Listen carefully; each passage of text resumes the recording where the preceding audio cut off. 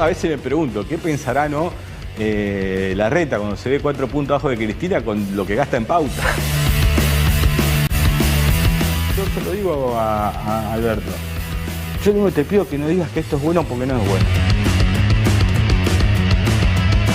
Cristina en mi vida lo maltrató a Alberto. El proceso de domesticación que sigue a eso, decir, bueno, mirá cómo le está yendo a esta mina, le están llenando la cara de dedo por todos lados, portémonos bien. Imagínate el día que ve que le ponen un fierro a Cristina y le disparan en la cabeza. El miedo es disciplinador, claro que juegan con él. Tienen mucho poder, están apunados, están mareados. Los hechos lo demuestran. Tienen que bajar un cambio. A mí me destrozaron en los medios. Besos.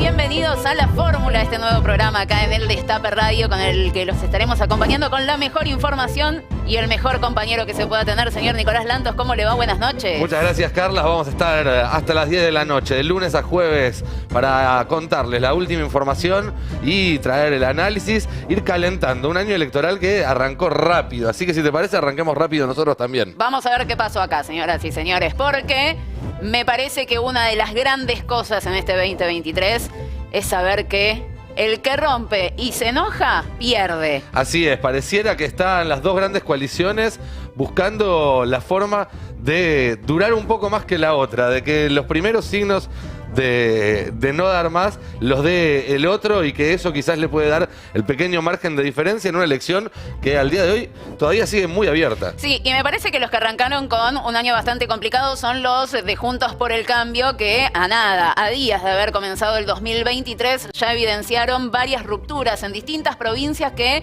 algunas son más importantes que otras, pero pueden tener o no un correlato a nivel nacional. Eso lo iremos viendo con el paso del tiempo, pero si les parece repasamos un poco los lugares en donde está prendido fuego Juntos por el Cambio, porque son varias provincias y la rebelión arrancó por la Patagonia. Tenemos un hermoso mapita para mostrarles a todos ustedes y que me gustaría que vean si están ahí acompañándonos por YouTube. Vamos a arrancar primero por Neuquén, porque les diría que es la primera provincia donde formalmente se rompió Juntos por el Cambio. ¿Por qué les planteo esto? Porque hay un sector que ya presentó formalmente la alianza para las elecciones de este 2023 antes de la fecha límite, lo cual también es todo un dato, y esa alianza no incluye al PRO. ¿Por qué? Porque el PRO decidió romper e irse con un candidato del Movimiento Popular Neuquino, que renunció a ese partido en diciembre del año pasado. O sea, es muy reciente su partida y fue una idea de un armador que tiene el PRO, Omar de Marchi, y que también algunos le adjudican bastante a Mauricio Macri, la de haber roto ahí,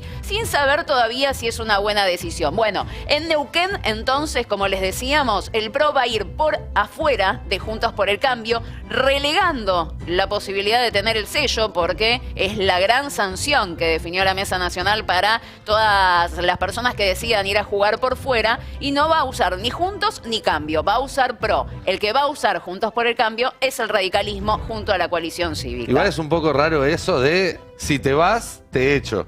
¿No? La sanción pareciera ser esa. Es medio extraña. Bueno, de hecho, la gran mayoría dice que es de imposible cumplimiento esa sanción, que no tiene ningún tipo de lógica, y que la Mesa Nacional de Juntos por el Cambio no tiene la potestad de sancionar absolutamente nadie. Por lo tanto, aquellos que quieren romper, medio que miran con, digamos, un poquito de reojo lo que dice la Mesa Nacional, como diciendo, la verdad es que lo que vos me digas me importa poco. Además, las rupturas son cruzadas. En una provincia el que rompe es el PRO, en otra rompen los radicales, entonces nadie pareciera tener autoridad para ordenar al resto. Exactamente, creo que es más o menos un toma y daca. Vos rompes en una provincia, yo rompo en la otra. Acá rompe el PRO, y la provincia donde tal vez fue la última novedad de la ruptura lo tiene como protagonista al radicalismo. Así que es Río Negro, ¿sí? La tenemos ahí, que también está prendidísima a fuego. Acá tenemos una situación bastante particular porque hay acusaciones mutuas de rompimiento o de quién fue el espacio que provocó al otro para irse, ¿sí? En Río Negro. Bueno. ¿De quién fue la culpa? ¿Quién la empezó?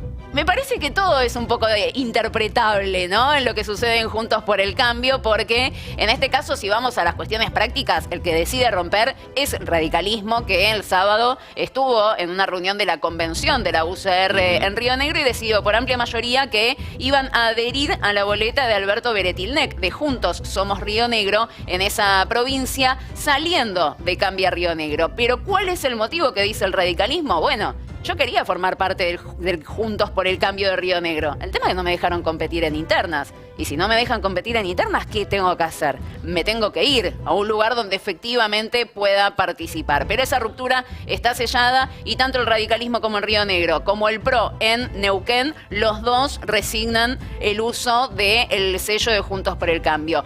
Pero tenemos un tuit que justo en medio de todo este escándalo en Río Negro publica Aníbal Tortorielo, que es la figura que el radicalismo pone como la figura de la ruptura. Tortorielo, en medio del escándalo, publica una foto junto a Mauricio Macri que dice: "Somos el cambio, una idea que nació mucho tiempo atrás y que sigue más fuerte que nunca. Hay esperanza porque Río Negro puede cambiar". Y la foto con Mauricio Macri. ¿Qué quiere decir esto? Me importa poco UCR lo que vos digas. Acá tengo la banca de Mauricio Macri que dice que yo soy el candidato y si vos no tenías lugar para competir interna, lo siento mucho. Internas sí, internas no, vos decías, y parece ser el gran problema en varios distritos, ¿no? La manera en la cual se resuelven las diferencias al interior de la coalición opositora. Exactamente, y ahí me voy para Chubut, que creo que es el dato de la semana y recién me estaban actualizando un poco la información. Otra provincia prendida a fuego. Chubut tiene la particularidad de que tiene unas elecciones anticipadas,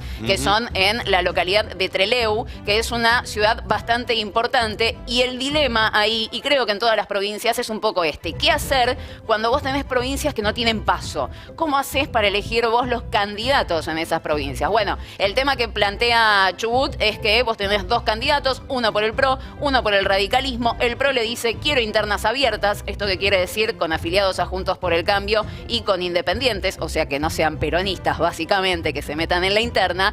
Y lo que le dice el radicalismo es: está todo bien. Esto es algo que acaba de confirmar el radicalismo. Está todo bien, te doy internas abiertas en la provincia. Ahora bien, no llegamos a hacerlas en Trelew, ¿sí? En Trelew vamos a tener que hacer internas cerradas, solamente dentro del partido. Bueno, no se sabe bien si el PRO va a aceptar eso o no. Si llegara a aceptarlo puede haber algo de acuerdo, pero Chubut se plantea como una provincia central para intentar contener a otra que sí es muy importante también, porque está en manos de Juntos por el Cambio, que es la provincia de Mendoza. Ya estamos hablando de provincias que tienen un peso electoral fuerte, más importante. Sí, totalmente. Mendoza, gobernada por el radicalismo, empieza a recibir dardos de parte del PRO, en este caso de Omar de Marchi, diciendo que en realidad todo lo que se pinta de Mendoza como una provincia linda formó parte de un pacto de caballeros dentro de Juntos por el Cambio para mentirle a la sociedad y decir que está todo bien cuando en realidad está todo mal. Ahí donde aparece de Marchi hay quilombo. Aparece de Marchi y hay quilombo. Dicen que es una cosa que suele hacer bastante y empieza a tensionar, no solo para molestar al radicalismo, sino incluso para romper con Juntos por el Cambio en la provincia de Mendoza, intentando crear una tercera vía electoral que se lleve a varios socios de Juntos por el Cambio de la provincia a esta nueva vía electoral. Y la gran pregunta es si va a obedecer a la mesa nacional. Yo diría que ahí en la provincia de Mendoza hay bastante rebeldía por parte del PRO, pero nuevamente acá el conflicto pasa por el macrismo, que en caso de romper Juntos por el Cambio sería todo culpa del PRO, y eso están en condiciones de afirmarlo sin ningún tipo de inconveniente. Pero quilombo. Es un quilombo importante. Nos vamos a otra de las provincias. Salta tiene más o menos la misma complejidad. Viene en el norte, me voy a ir de vacaciones para Salta, así que vamos a ver cómo está la cosa por ahí. Pero lo que se plantea en esa provincia es una división, primero, entre el radicalismo. A nivel nacional, la convención acordó ir en fórmula con el PRO, pero el comité de Salta Capital no tiene ganas y lo que está impulsando es que el radicalismo tenga su propia fórmula en la provincia de Salta. Lo que dicen es: el PRO es recontra marginal en esa provincia, se están dividiendo por todos lados, no nos sirve a nosotros radicales ir con un fragmento del macrismo, tenemos que ir solos. Bueno, esto tiene algo de cierto si vamos al caso, porque en la última semana empezó a aparecer un espacio que se llama Avancemos. Caramba. Este espacio, ¿sabes a quién tiene atrás? ¿Quién? Alfredo Olmedo. ¿Se acuerdan mirá. el diputado de campera amarilla? El papelonero. Exactamente. Ese muchacho está detrás de Avancemos. Ahí hay un diputado que hoy integra el interbloque de Juntos por el Cambio y que se fue de Juntos por el Cambio Salta para ir a Avancemos, que se llama Carlos Zapata y que obedece directamente a Alfredo Olmedo, pero también se llevó a otro pro histórico como es Martín Grande. Entonces, hay una división fuerte de Juntos por el Cambio en Salta. Igual desde el macrismo le bajaban un poco el tono y decían, vamos a terminar acordando una fórmula que tenga a los dos partidos integrados. Pero bueno, lo planteaban de acá a 2 semanas, ¿no? Así que un poquito de paciencia. Bien. Y te voy con las últimas. Muy similar. Tucumán. 2 candidatos, uno del PRO, otro del radicalismo. No saben cómo dirimir las internas. Y se acusan el uno al otro de ser funcionales a Jaldo y a Mansur. Exactamente, todos se acusan de ser funcionales, no saben cómo dirimir las internas, tanto en Salta como en Tucumán. ¿Sabés cuál es la opción que van a elegir? ¿Cuál? La encuesta. ¿Pero cuál encuesta? Ese es el gran Ese tema, es el ¿no? punto. Si vos tenés una diferencia, que es lo que plantean, que hay diferencias, por lo menos en Tucumán, muy fuertes entre los 2 candidatos, la encuesta es bastante fácil de agarrar, porque bueno, nada, es como medir a Lilita Carrió versus Macri en 2015, ¿no? No tenía ningún sentido, cualquier encuesta iba a dar que Macri ganaba. En principio, en esas provincias no va a haber internas, va a haber encuestas. Y debería haber acuerdo, probablemente con alguna filtración, pero debería haber acuerdo y existir el sello de Juntos por el Cambio. ¿Y Córdoba? Y Córdoba es la gran incógnita, te diría, porque no parece prendida a fuego. En estos días va a ir Patricia Bullrich y se va a mostrar tanto con Rodrigo de Loredo como con Luis Juez. Luis Juez del Frente Cívico, de Loredo que está con el PRO, digamos, Luis Juez, de Loredo con el radicalismo. Juez no quiere internas, de Loredo sí. Algunos quieren que de Loredo vaya a Córdoba Capital porque la ganaría si va a Córdoba Capital para pensar en un proyecto a futuro. De Loredo de momento quiere jugar por la gobernación. Ahí la puja es interna sí, interna no. El gran dilema y la gran pregunta que nos hacíamos mucho con el caso de Facundo Manes es, si no te dan el espacio para competir, ¿te quedás o te vas? Después me vas a explicar por qué si Juez cerró con el PRO y de Loredo es radical, Macri banca de Loredo y no Juez. Pero Después te porque lo ahora explico, dale. también podemos pasar a hablar de lo que pasa del otro lado. Por favor. ¿Sí? Lo que pasa en el frente de todos, que ha tenido un fin de semana agitado, de donde otra vez aparecieron esas internas entre el sector que todavía responde al presidente Alberto Fernández y el kirchnerismo, cuya correa de transmisión, una vez más, fue Guado de Pedro. Pero alertados por el nivel que está alcanzando esa interna y por la necesidad de tratar de encontrar algún tipo de respuesta, empezaron a acelerarse en las últimas horas las gestiones para hacer una serie de encuentros donde el peronismo pueda discutir de manera orgánica su futuro este año electoral. Ya estaba confirmado para el 24 de febrero la reinauguración del edificio de la sede de la calle Mateo, el edificio del PJ Nacional, inauguración que va a llevar adelante Alberto Fernández y que va a ser la excusa para convocar el Congreso Nacional. 900 delegados de todo el país que van a discutir la estrategia electoral y quizás, ¿por qué no?, marcarle algunos puntos al presidente. Como decíamos esta mañana, si Alberto Fernández no va a la mesa política quizás termina golpeándole la puerta de Olivos. Es que ya era hora de una mesa política. Y ¿no? había que sentarse a charlar. Pero antes de esa cita, que va a ser a fines de febrero, en un nuevo aniversario del primer triunfo electoral del peronismo, con fecha aún a confirmar y sede prácticamente confirmada en Santa Teresita, Sí. y si no es ahí, le pegan el palo, es en algún otro lugar de la costa atlántica, el PJ bonaerense se va a dar cita.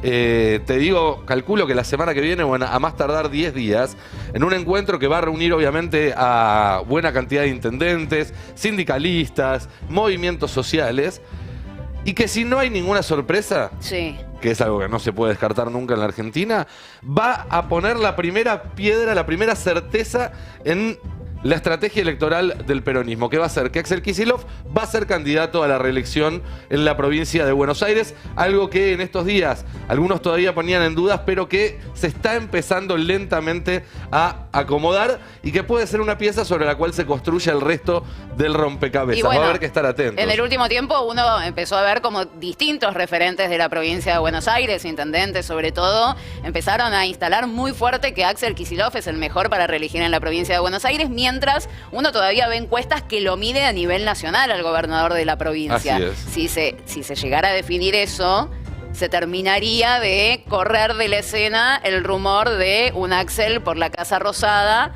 y hay que buscar a otro. Así es, hay que buscar a otro y parte de esa es la discusión que vamos a estar viendo allí en los distintos foros del peronismo. Pero no todo el peronismo está sintiéndose contenido en el frente de todos y hoy una foto que hizo ruido en la política porque se juntaron y se sacaron una foto Juan Schiaretti, gobernador de Córdoba, Sí. con Omar Perotti, gobernador de Santa Fe. Ya inauguramos el perotismo, ¿no? Ya, está. a ver, desde el entorno de Perotti dicen que no, que él es parte del frente de todos, que esto tiene que ver con una cuestión puntual, que fue las obras para un acueducto. Acá podemos ver la foto de los dos, se los ve ahí lo más bien. Muy contentos, sí, con ese look así informal. Pero, digo, más allá de esta ocasión, es que Schiaretti ya había tenido foto con Rodríguez Sá y está buscando dos fotos más, que son las de Uñac y las de Bordet. ¿Qué dibujo se forma con todas esas fotos? La franja amarilla del centro del país, que fue el lugar donde siempre le fue mejor a la oposición, al PRO, y donde ellos creen que pueden hacer fuerte una propuesta de un peronismo alternativo que ya tuvo un montón de intentos en los últimos años y siempre se fue quedando por el camino. ¿Podrán esta vez cambiar eso? Habrá que ver, falta mucho recorrido. Sí, y ahí surgen, a ver, si vos hablás con algunos dirigentes, por lo menos de la oposición, lo que te dicen es, estas candidaturas en realidad lo que buscan es reforzar el territorio propio y no va a haber efectivamente una candidatura presidencial, lo cual veremos eventualmente con el tiempo, ¿no? Pero tampoco es mentira si les digo que en su momento, por ejemplo, Horacio Rodríguez Larreta pensaba en alguno de estos nombres como jefe de gabinete en un eventual gobierno en caso de ganar las elecciones. Y habría que ver cuál es el juego que hace este sector. Así es, así que veremos y también podemos discutir un rato en la mesa a quién perjudica más si este sector efectivamente se presenta en una elección. ¿A quién le saca más votos? ¿Si al peronismo o a Juntos por el Cambio? Está para charlarlo, ¿no? Sí, hay que ver si alguien tiene una respuesta, la verdad, ¿eh? Así veremos. Pero bueno, tenemos mucho más.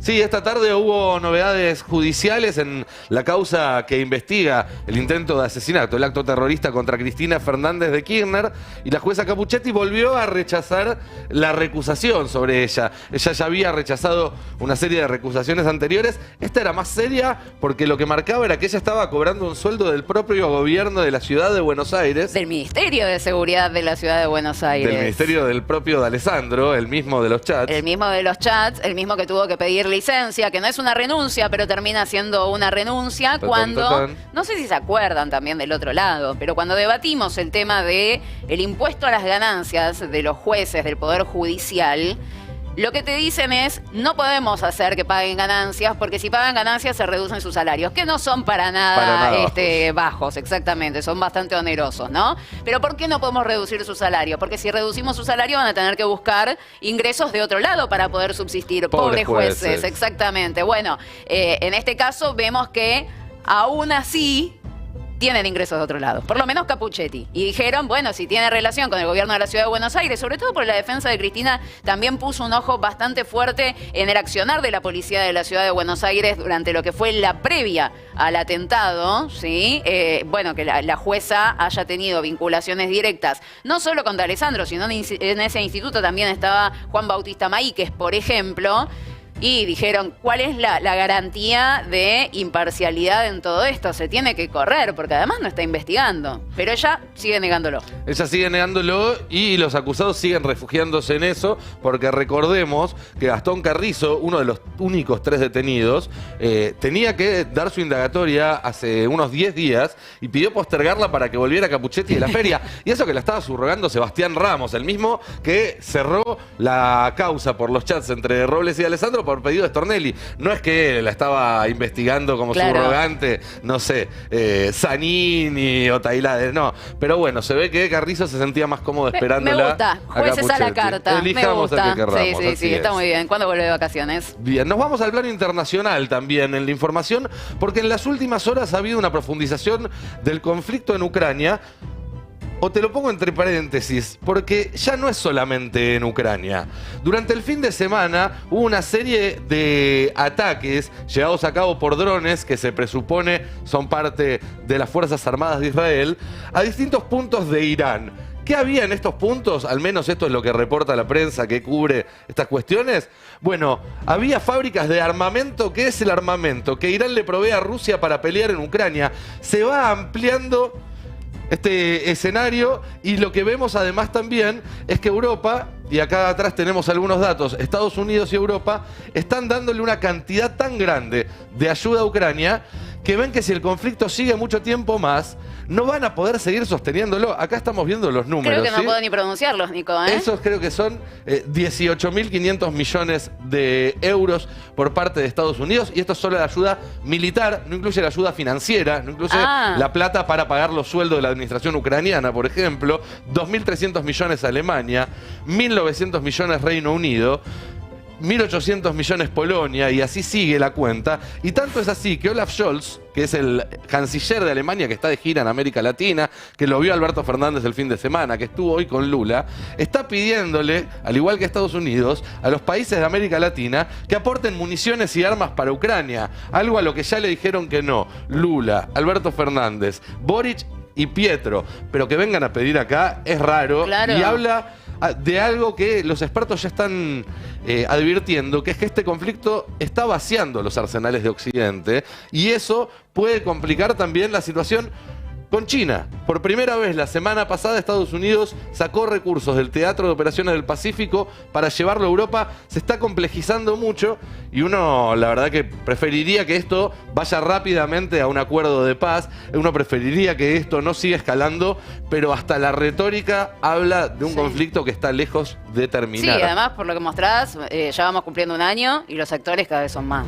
Así es. Tenemos algunas placas más para entender el nivel de compromiso que está teniendo la OTAN con esta guerra, ¿sí? Estos son, por ejemplo, vehículos blindados. Más de 1.000 entregó Estados Unidos, Alemania 130, Reino Unido 120. Para que se hagan una idea, yo no soy experto militar ni mucho menos, pero no es que Reino Unido tiene 15.000 de estos vehículos, no es que les da vehículos que les sobran, están retirando fuerzas de lo que son las reservas estratégicas de cada uno de estos países y ese puede llegar a ser un problema en el mediano plazo. Acá vemos tanques, ¿sí? 240 de Polonia, 130 de República Checa, 28 de Eslovenia, 45 de Estados Unidos.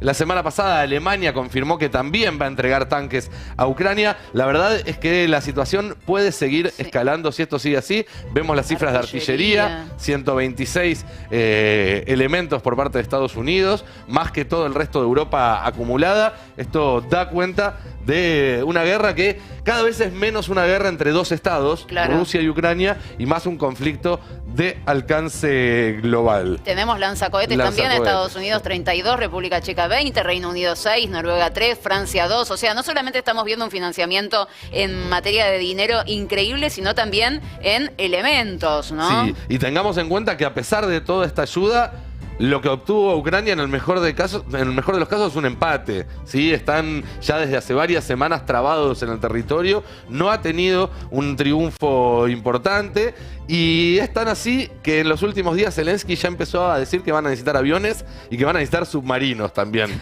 La verdad es que si sigue la colaboración, no debería sorprender que el conflicto empezara a salirse de su cauce. Sí, esperemos que no igual. Bueno, seguimos con el último de los títulos porque este fin de semana también se conoció algo que ahora vamos a debatir porque es uno de los temas importantes que vamos a ver durante este año de campaña. Un comunicado de parte de la oposición de la Mesa Nacional de Juntos por el Cambio. Juntos por el Comunicado. Juntos por el Comunicado. Tienen comunicados así para todos, salvo para cuando hay que repudiar un atentado contra la vicepresidenta de la Nación. En este caso se concentraron pura y exclusivamente en la economía, un tema que le importa muchísimo a Mauricio Macri. Quienes lo van a ver salen de la reunión con la misión de hablar de la economía y pegarle puntualmente a una persona. ¿A quién? A Sergio Massa. Pero eso lo charlamos en un ratito, ¿te parece? Sí, porque además tenemos una mesa, un panel con gente que sabe y que sabe mucho y que nos va a poder aportar información, nos va a poder aportar análisis, así que si te parece ya vamos para allá. Vamos para allá. Dale, vamos.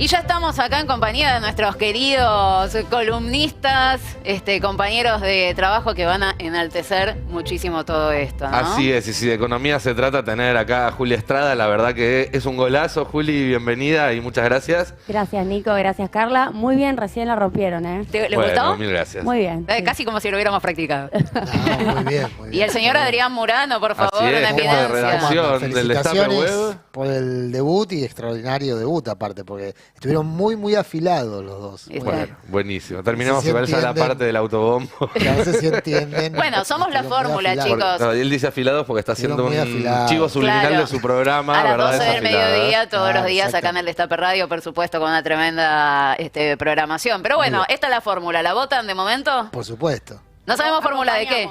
¿La Sí, acompañan? sí, acompañamos. Van de cabeza de lista, me gusta. Me parece gusta. fantástico. Bueno, Juli, hablábamos de economía a partir del comunicado de Juntos por el Cambio y decíamos que tenía un poco de intentar ser una profecía autocumplida, algo que habíamos visto el año pasado cuando salían a advertir sobre la posibilidad de un default y que en realidad lo que querían hacer era acelerarlo. ¿Vos Sí. ves esto? Está buena la lectura, Nico, como me lo introducís, porque ya Juntos por el Cambio había dicho, yo diría en off, pero también en on, que si les tocara gobernar, reperfilarían, o sea, harían lo que ya hicieron en relación a la deuda pública, y lo hicieron en un contexto en el cual en ese momento Martín Guzmán estaba intentando colocar títulos, o sea, colocar deuda financiera al Tesoro post elecciones. Lo que hicieron fue romper esa posibilidad y desataron, bueno, fue previo incluso a la salida de Martín Guzmán, desataron una crisis en los títulos públicos. Y la verdad que cuando uno ve este comunicado que salió ayer, en donde plantean varias cosas, entre ellas se quejan de algo que ahora vamos a explicar, que es el financiamiento neto que está consiguiendo el Tesoro, que está consiguiendo el ministro Massa, y que les parece escandaloso, les molesta mucho que eso esté dentro de todo funcionando. Y lo que sorprende es que lo hacen precisamente para querer echar leña al fuego a una situación económica que sigue siendo delicada, sigue siendo complicada. Una de las cosas que dicen es que hay un financiamiento monetario poco transparente. Hay una cosa que yo quería mostrar, un gráfico que quería mostrar, y mientras tanto obviamente lo explicamos para quienes nos estén escuchando, que es cómo está financiándose finalmente el Tesoro y qué es lo que está ocurriendo, que tiene que ver con algunos mecanismos que se pusieron en juego. Ya de entrada el Banco Central, ustedes se acuerdan que para el mes de junio, julio, empezó a financiar compra de títulos públicos para ponerle un piso al valor, Sí. ¿no? Cuando los títulos públicos caen mucho, bueno, se derrama el valor de la deuda pública y sube, de hecho, el riesgo país. Así es. Le puso un piso. Con ese financiamiento público, que es algo que empezó incluso con salida de Guzmán, ingreso de Batakis y continuó con Massa, el Banco Central vía emisión compraba títulos. Cuando empieza a andar ya la gestión de Sergio Massa, dicen, bueno, a ver, usemos esa emisión, lo ponemos ahí en el gráfico, esa emisión del Banco Central financiando a los bancos con los títulos a los cuales se los compra, diciéndole, bueno, con esta emisión que yo te estoy dando, con esta recompra que te estoy haciendo, no de los títulos en dólares, sino en pesos, dame vos a mí la posibilidad de volver a entrar a emisiones primarias del Ministerio de Economía de la República Argentina.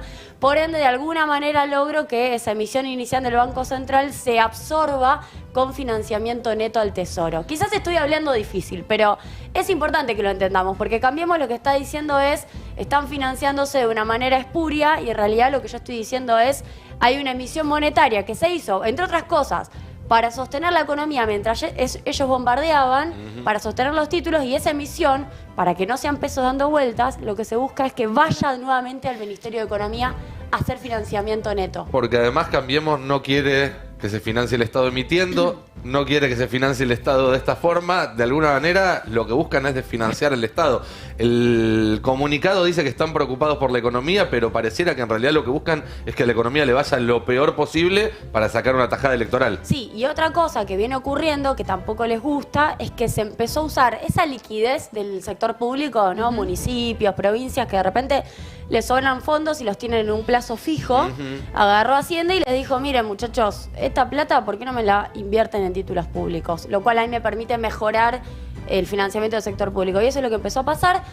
Hay una curva de financiamiento neto. Financiamiento neto es cuánto de más consigue el Tesoro, o sea, el Estado Nacional financiarse por encima de lo que le vence.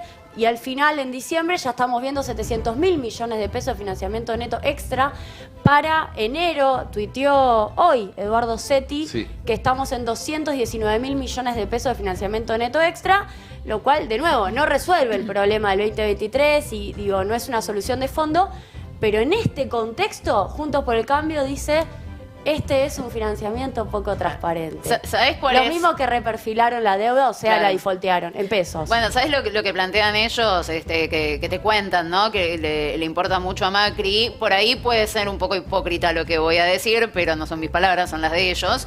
Que el problema con el que se encontró Cambiemos en 2015 fue que no supo explicar bastante bien cuál era el parámetro económico con el cual recibían el gobierno. Entonces, que ahora lo que quieren hacer es advertir que todas estas movidas del gobierno, y lo está diciendo bastante Hernán Lacunza, que parece uno de los voceros de esto, es patear para adelante la inflación elevada y descontrolada inminente y la devaluación inevitable, cosa que le va a caer al próximo gobierno. Básicamente lo que están queriendo decir es, si nosotros somos gobierno y necesitamos hacer medidas drásticas, tenemos que explicar que es por estas decisiones que toma el gobierno nacional en materia económica. O sea, lo que están anticipando, a fin de cuentas, es que ellos van a hacer un ajuste brutal. ¿No? Y están buscando a quién culpar de eso. Están preparando el apero Alberto, apero Cristina. Algo así.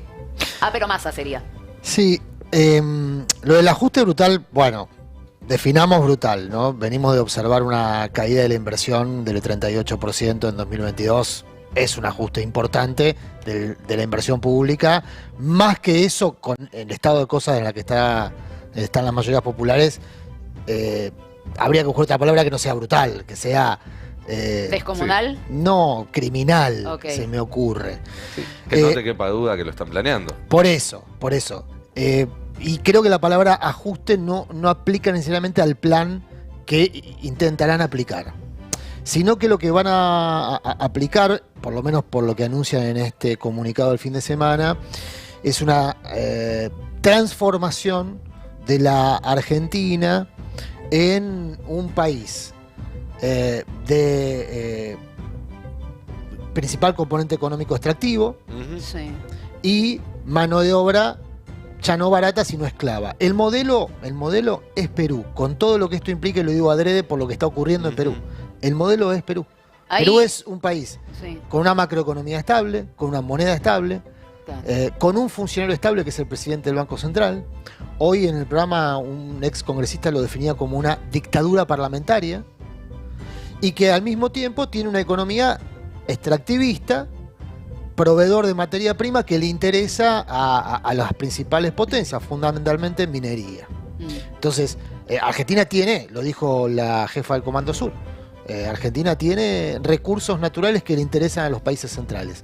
Litio, gas, incluso está invirtiendo Argentina en poder exportar esos recursos naturales. Así es. Bueno, la gran pregunta es, ¿qué se va a hacer con eso y quién lo va a aprovechar? Si la Argentina o los países centrales, con el derrame de inequidad que esto provoca, porque un país de fisonomía extractivista genera muchísima desigualdad, que es lo que explota en Perú. Es interesante, vos hablabas ya de no mano de obra con sueldos bajos, sino casi esclavos, porque hoy ya la mano de obra argentina tiene precios internacionales bajísimos. El fenómeno de trabajadores pobres, Nico. Y la opinión de todos los economistas de la oposición es que hace falta devaluar. Devaluar implica bajarle el precio a los salarios una vez más. Claro. Con lo cual, ese gráfico que te muestran, mirá qué bajo que estamos ellos lo que proponen es seguir bajándolo. Sí, prometo, de hecho, como Guido me dijo que puedo tirar cosas al aire de lo que vamos a hacer, voy a traer la encuesta nacional de grandes empresas y el costo salarial en dólares en serio. De las 500 empresas más grandes, lo voy a traer estos días y lo vamos a ver, efectivamente cae. Yo, retomando lo que dice Adrián, quiero recuperar la idea de salida caótica que propone Cambiemos, y ahí hicimos un extracto del comunicado. Dicen, a pesar de la negación del gobierno, esto ha puesto al país ante un delicado escenario de fragilidad financiera que eleva el riesgo de una salida caótica. Solamente ellos ven eso.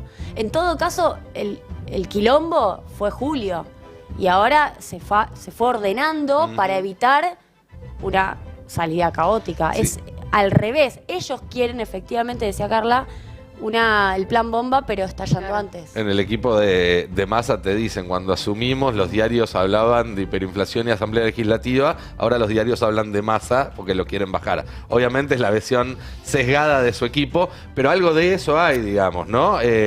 Hace unos meses efectivamente parecía que el final estaba a la vuelta de la esquina. De todas formas, nadie puede quejarse porque en un partido juegue el rival, Por digamos, supuesto. ¿no? En términos No, de claro, política pero la aplica. doble vara con la que No, juegan pero eso es constitutivo es una de. contradicción. Pero es constitutivo de Juntos por el Cambio. Juntos por el Cambio nace a la vida política a partir de la aplicación de la doble vara.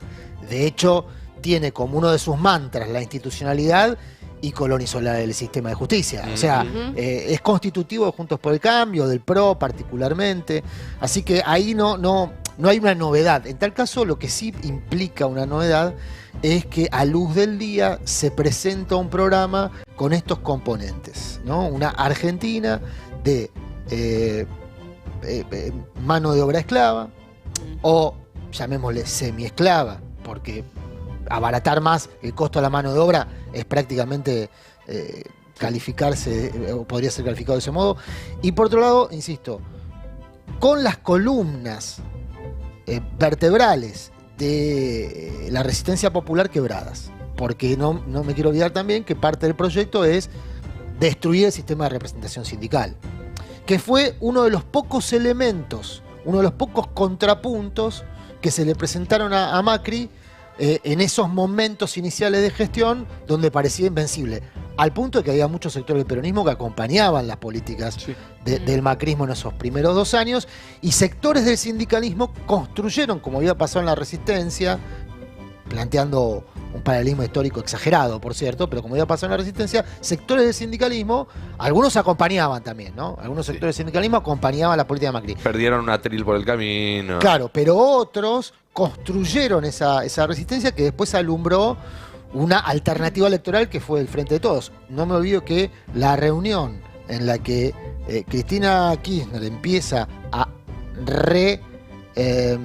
conectarse con el peronismo, que hasta ese momento la resistía, es una reunión que alumbra a Piñanel y Desmata, junto a Hugo Moyano, es decir, fue el sindicalismo que empieza a construir con otros dirigentes políticos la alternancia electoral al macrismo. Por eso digo que van a atacar ahí también a la representación sindical, porque si no, no podés esclavizar a los trabajadores. No, obviamente, pero además pensalo que muchos dirigentes también del movimiento obrero plantearon claramente que el documento leído el 17 de octubre debería ser tomado como un inicio o como una base de un programa de gobierno, que es todavía un poco lo que charlábamos ahí en el arranque, lo que nos empezó a debatir dentro del Frente de Todos por la ausencia también de una mesa de conversación, ¿no? Bueno, hoy Pablo Moyano lo dijo esta mañana en esta radio.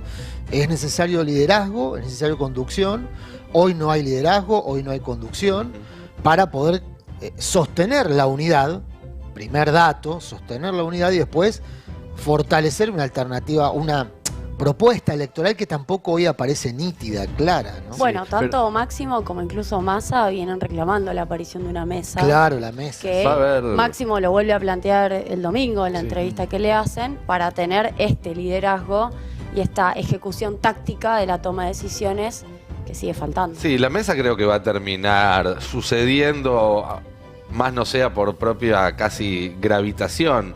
Se puede demorar hasta cierto punto y después no. Digo, si continúa el Frente de Todos. Otra hipótesis es que no haya mesa porque no haya más Frente Hoy de Axel Todos. Kicillof dijo en un medio marplatense una frase que yo rescataría porque va a ser carrera: la unidad en provincia está garantizada. Bueno, esto tiene que Empieza ver... a seccionarse Claro. la estrategia electoral. Esa es una, Es que, sí. es una posibilidad indeseable, digamos, para el Frente de Todos y para el peronismo en su conjunto, porque esta emancipación de los distritos, de las jurisdicciones, de una estrategia nacional, preanuncia una derrota nacional, digamos, si se empiezan a emancipar las jurisdicciones. No es el sentido en el cual lo dice Axel. Axel no dice la provincia tiene la unidad garantizada, la nación que se arregle, no es ese el sentido, pero el hecho de que Axel considere que la unidad en la provincia está garantizada, vos decías, Nico, que muy probablemente uno de los primeros gestos de conducción sea el lanzamiento de la candidatura a la reelección de Axel, bueno, ahí puede haber un elemento que ratifique la unidad a nivel nacional. 38% del padrón está en la provincia de Buenos Aires. Si garantizar la unidad en provincia, es muy difícil que no puedas garantizar la unidad en la nación. Pero hay que ver si la unidad llega a Santa Fe, por ejemplo. Sí, es necesario, pero no suficiente. Claro. Condición necesaria, pero no Es suficiente. verdad, por eso hay que ver si llega a Santa Fe, donde vemos a Perotti coqueteando con las candidaturas spoiler de las que hablábamos también. Es que la mesa bonaerense que se armó, que está buena, Sí, es una mesa bonaerense. es una mesa bonaerense. Sí, claro. Sí. Es bonaerense. No Sí. es nacional, no es No, federal. No, no. Y eso es lo que te está pasando, que es que te falta la conducción distrital en otras Te falta la jurisdicciones. conducción nacional que después agrupa a las jurisdicciones. Pero No vas pareciera a ser un- conducir a las provincias desde la mesa bonaerense. No. No. No, tampoco desde la porteña. Pareciera ser un problema de todo el arco político, ¿no? De la fragmentación y de la necesidad también de que cada una de las provincias pueda decidir sobre su propio futuro. Y Yo me cómo- animaría a decir que Juntos por el Cambio no va a llegar fragmentado a la elección A nivel nacional, no. a nivel nacional. A nivel nacional no, Sí, a nivel pero- distrital probablemente, pero bueno, de por hecho ejemplo- estamos viendo. Sí, Por estamos ejemplo, solo un ejemplo, tema Salta, el PRO está intervenido y quién es la persona que va, es un administrativo que va cada 15 días de la capital federal, Sí, ¿no? sí. Entonces, esas cosas en un escenario donde evidentemente el federalismo cobró una relevancia demasiado importante, también hay que tenerla en cuenta, porque el federalismo también lo que va a hacer es que cada una de las provincias decida sobre sí misma, y bueno, ahí vas a empezar a ver también ciertas atomizaciones que, si tenés una conducción clara a nivel nacional, se Sí. pueden tal vez todas juntar bajo un mismo paradigma, ¿no? Ustedes se preguntaban recién, perdón, estaba buscando acá una encuesta del fin de semana de Subán Córdoba. Ustedes se preguntaban recién a quién le podía restar votos la aparición de un tercero en discordia o una Sí. experiencia. Un cuarto en discordia. O ya un está el nivel cuarto, del partido. sí. Hay tantos. Por el lado del peronismo, ¿no? Que sería Sí. esta La callecita del esta medio. alianza Schiaretti, Urtubey, bueno, hoy la foto con Perotti, que un poco alimenta esta posibilidad de nuevos integrantes a esta segunda vía peronista, digamos. Bueno, la encuesta de Subán Córdoba le da a Schiaretti un bajísimo nivel de conocimiento, prácticamente tiene un nivel de desconocimiento del 40%, 43% es muy alto, Claro. 18% de imagen positiva, 37% negativa, pero con mucho nivel de desconocimiento. Ahora, en la misma encuesta se le atribuye 6% de intención de voto, es muy poquito por ahora, muy poquito para ser relevante en términos de apuesta electoral. Ahora, según esta encuesta, de ese 6%, casi la totalidad provienen del Frente de Todos. Son votantes del Frente de Todos que se correrían a esta opción electoral peronista. Yo Es poquito, habrá que ver cuánto crece. Recordemos la experiencia del 2015, ¿no? Yo tiendo a desconfiar mucho de las encuestas a esta Bueno, altura está del bien. partido, Es porque el además, Paco preelectoral, ¿no? Pero a lo- no a nos lo saques que el voy juguete, es- Lantos. si, Es el juguete de esta época. si hay un 6% de intención de voto Schiaretti en Córdoba y esto de kirchnerista, significa que casi no queda No, ni en un Córdoba solo no, voto. en No, a nivel Córdoba no, nacional. no, A nivel nacional, no, porque no, si no, no me quedaba ni un solo No, voto Subán kirchnerista en Córdoba, Córdoba. Subán Córdoba es la consultora, es una encuesta a nivel nacional y la imagen de Schiaretti a nivel nacional todavía está muy Claro. Sí, muy- difusa. claro, pero un 6% así todo, más allá de cómo se termine de consumar efectivamente cuando uno vaya a las urnas y demás. Es un número importante porque esta elección va a ser una elección claramente polarizada donde la diferencia no va a ser amplia entre uno y otro sector. Y me llama la atención eso, yo también la veía la encuesta el fin de semana, veo que nos divertimos mucho los fines de semana, porque en realidad el gran temor que siempre tenían del otro lado era que una propuesta de peronismo no kirchnerista, peronismo light, peronismo de derecha, en realidad lo que iba a hacer era robar los votos de centro, entre comillas, que podía capturar Juntos por el Cambio con la imagen de Larreta, tal vez con la imagen de un desdibujado, ahora Facundo Manes, pero bueno, evidentemente... Bueno, está la opción de que Manes se incorpore también a esta opción. De momento él rechaza una ruptura, Él ¿no? rechaza una Obviamente. ruptura, pero Freddy Storani, que trabaja en la Sí. candidatura de Manes... Y el creo vi- que ya no lo entiende tampoco. Bueno. Nadie entiende a Facundo Manes. No, pero es cierto que el viernes nos decía que el radicalismo, no hablaba específicamente de Manes, pero la opción que él intenta representar, o que Storani intentaba interpretar, es que hay un sector de radicalismo que en caso de que Juntos por el Cambio avanzara en un acuerdo con Milei, creo que hoy Bullrich volvió sobre esa idea. Sí, en un ratito si charlamos. Juntos por el Cambio avanzara en un acuerdo con Milei, el radicalismo tendría que retirarse de Juntos por el Cambio. Obviamente en bloque no se va a ir, pero puede haber un sector del radicalismo que busquen nuevas alianzas, y yo le pregunté específicamente a Storani si esas nuevas alianzas pudieran ser Schiaretti, Urtubey, Perotti, dijo, ¿por qué no? Son actores de la democracia argentina, son peronistas, pero para este sector del radicalismo no implicaría un límite. Sí. El límite entre acaso es Milei. Finalmente la ecuación que importa es, si el PRO tiene una alianza con el radicalismo, si el PRO tiene una alianza con Milei, ¿con cuál gana? Esa es la ecuación que están midiendo. A Bullrich obviamente le interesa a Milei porque es el que puede captar y es la división Está que claro. puede, con la división que puede lidiar, lo puede traer, pero al sector Larreta le interesa la alianza con los radicales. Sí. La cuestión es qué número pesa más, y lo que pasa es que no puede convivir todo. Milei, los radicales y el PRO no se No. puede. Yo ahí me animo a poner un signo de pregunta, porque no me parece un detalle menor que hayan sido dos referentes radicales en la provincia de Buenos Aires, Pose y Tetaz, los que salieron a pedir una alianza con Milei la semana pasada. No fueron, digamos, los sectores más halcones ni nada. Con lo cual, ahí pareciera que ese dique de contención que era el radicalismo hasta hace algunas semanas está teniendo algunas grietas. Lo que Sí. pasa es que hay un userreísmo que no es necesariamente equivalente a radicalismo. Hay radicales Los libres. famosos radicales. No estamos sumando un elemento. Creo que hubo también una foto de Schiaretti con Mónica Fein el fin de semana, Sí.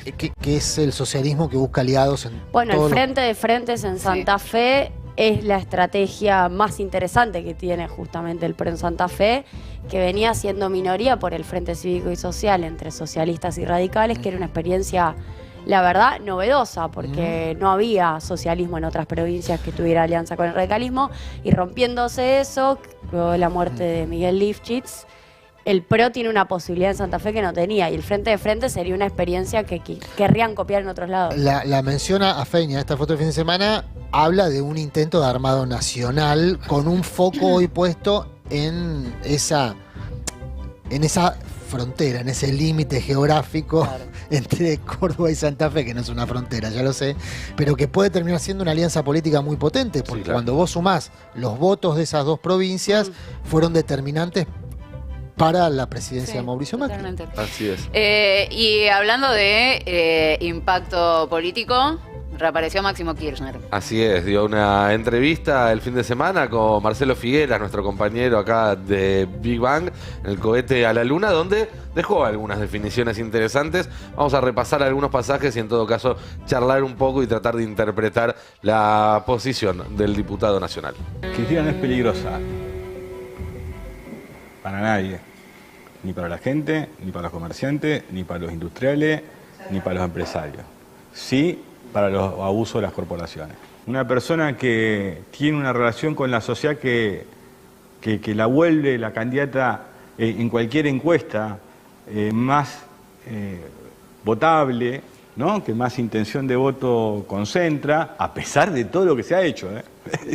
Yo a veces me pregunto, ¿qué pensará, no, Larreta cuando se ve 4 puntos abajo de Cristina con lo que gasta en pauta? Y a la otra le dan todos los días, pasa el Poder Judicial. No, y sí, qué sé yo, no sé, el tema de sus autoestimas. Bueno, le pega donde más le duele, ¿no? En la encuesta. Bueno, ¿qué es lo que pensará Larreta, no? Estando 4 puntos abajo de Cristina con todo lo que gasta en pauta, lo que plantea Máximo. Y A ver, también... sí, no, es cierto que Larreta en el último tiempo no ha mejorado su performance a nivel encuestas. Depende de la que veas, obviamente. Sí, tuvo muy mal verano, Larreta. No, claro, no Tuvo estuvo muy muy mal bien. La verdad me llama la atención porque el otro día consultaba sobre el tema de esta campaña de humanización, ¿no? Que le están haciendo, donde anda al surf, sirve panchos, corre a la mañana con los vecinos y todas esas cosas. Abbey Road. Abbey Road. La tabla de surf. Todo, no, una maravilla todo, la verdad, ¿eh? Un genio creativo. la valora muy positivamente, la verdad, a la campaña. Evidentemente están teniendo un buen resultado, pero uno de este lado lo ve como demasiado una imposición, y evidentemente lo que había logrado crecer durante la pandemia y su batalla con el gobierno nacional por determinadas cuestiones, ya sea coparticipación o tema escuelas, logró un estancamiento en el último tiempo. Hay otra encuesta, no me retes, Lantos, es el Paco del periodo Vamos, electoral, vamos. no Clickbait. podemos no usar las Confiemos, encuestas, funciona. no podemos usar una encuesta. Por aparte, pues se opera mucho a través de las Sí, encuestas, claro. entonces no solamente lo que dicen, sino quiénes las mandan a hacer, con qué detalles. Hubo una encuesta que se mandó a hacer sin Cristina. Ujú. Sí. Dentro del Frente de Todos se Sí. mandó a hacer una encuesta sin Cristina. Sí. Y esa encuesta, en la que no está Cristina, después de que Cristina anunciara que no iba a participar por proscripción del próximo proceso electoral, pone a Bullrich por encima de Larreta y pone a Alberto como el dirigente dentro del oficialismo con mayor cantidad de intención, con mayor intención de voto. Es el único que se lanzó. Ahí hasta con ahora, masa, que se ahí con masa. lanzó ¿no? en- Claro, el único que se lanzó. Una encuesta, insisto, sin Cristina, Sí. pedida de ese modo dentro del Frente de Todos. Digo, enfatizo mucho esto porque hay un sector del Frente de Todos que plantea que sin Cristina en la escena no debiera hablarse de candidaturas. Así es. Pero Eh, quien manda a hacer una encuesta sin Cristina sí quiere hablar de candidaturas y quiere que se sepa cómo se Cómo le iría al mide, resto. cómo le iría al resto sin Cristina. Sí, todos hablan de candidaturas, aunque después digan que no quieren hablar. Pero me llamó la atención, ¿no les pareció que ese máximo diciendo a Cristina nadie tiene que tenerle miedo, a Cristina no le puede tener miedo ni los comerciantes ni nada? Un poco volver a ese momento que fue el acto en La Plata, que fue el momento cúlmine, si se quiere, de la construcción de Cristina, antes de que llegara la condena y el intento de asesinato, la respuesta de ella a todo eso, que de alguna manera terminó llevando en pocos meses una situación que parecía muy clara, que era una Cristina lanzada, con el peronismo orbitando totalmente alrededor de ella, a esta situación donde es más un sálvese quien pueda, Una cosa- y se le escapó de alguna manera esa Julia, correa. seguramente lo va a tener más presente que yo. Esa Cristina que vos describís, previo al intento de magnicidio, era una Cristina que hablaba mucho de economía. Sí, Es decir, que conectaba con el aquí y ahora. y de seguridad. Bueno, y habló, sí, ese discurso donde combinó esos factores, pero hablaba mucho de economía, incluso planteando escenarios económicos y planteando posibles resoluciones a los problemas económicos del presente, fundamentalmente por el lado del estimular el consumo. Bueno, el programa histórico, constitutivo del kirchnerismo como opción y como identidad, como opción electoral e identidad política. El intento de magnicidio modifica la atención de Cristina junto a la condena y la proscripción. La Cristina que hablaba de economía era la que se había puesto muy competitiva Sí. en términos electorales. Igual te lo Porque relativizo. a El ver. último acto de ella Sí. en La Plata Sí. mostró un gráfico de Es verdad. participación de trabajadores Es en el verdad. ingreso Sí, sí, sí. y ya había ocurrido el intento Sí, de es magnicidio. verdad, De es cualquier verdad. manera se coló, coincidió la discusión judicial. La y creo que ella ahí- percepción que deja Cristina me parece que está muy atenta a la situación judicial por el lado de la proscripción, es decir, la persecución, y también, naturalmente, por un comportamiento humano, creo que todos estaríamos del mismo modo.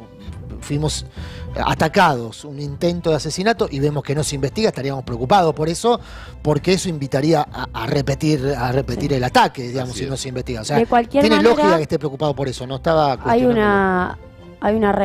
un reloaded de la discusión económica junto con la judicial que la vuelve a tomar Máximo, que nosotros la planteamos acá todo el tiempo, que es conectar lo judicial con el bolsillo. Claro. Es sí. difícil, es complicado, es abstracto, Ujú. pero es la agenda.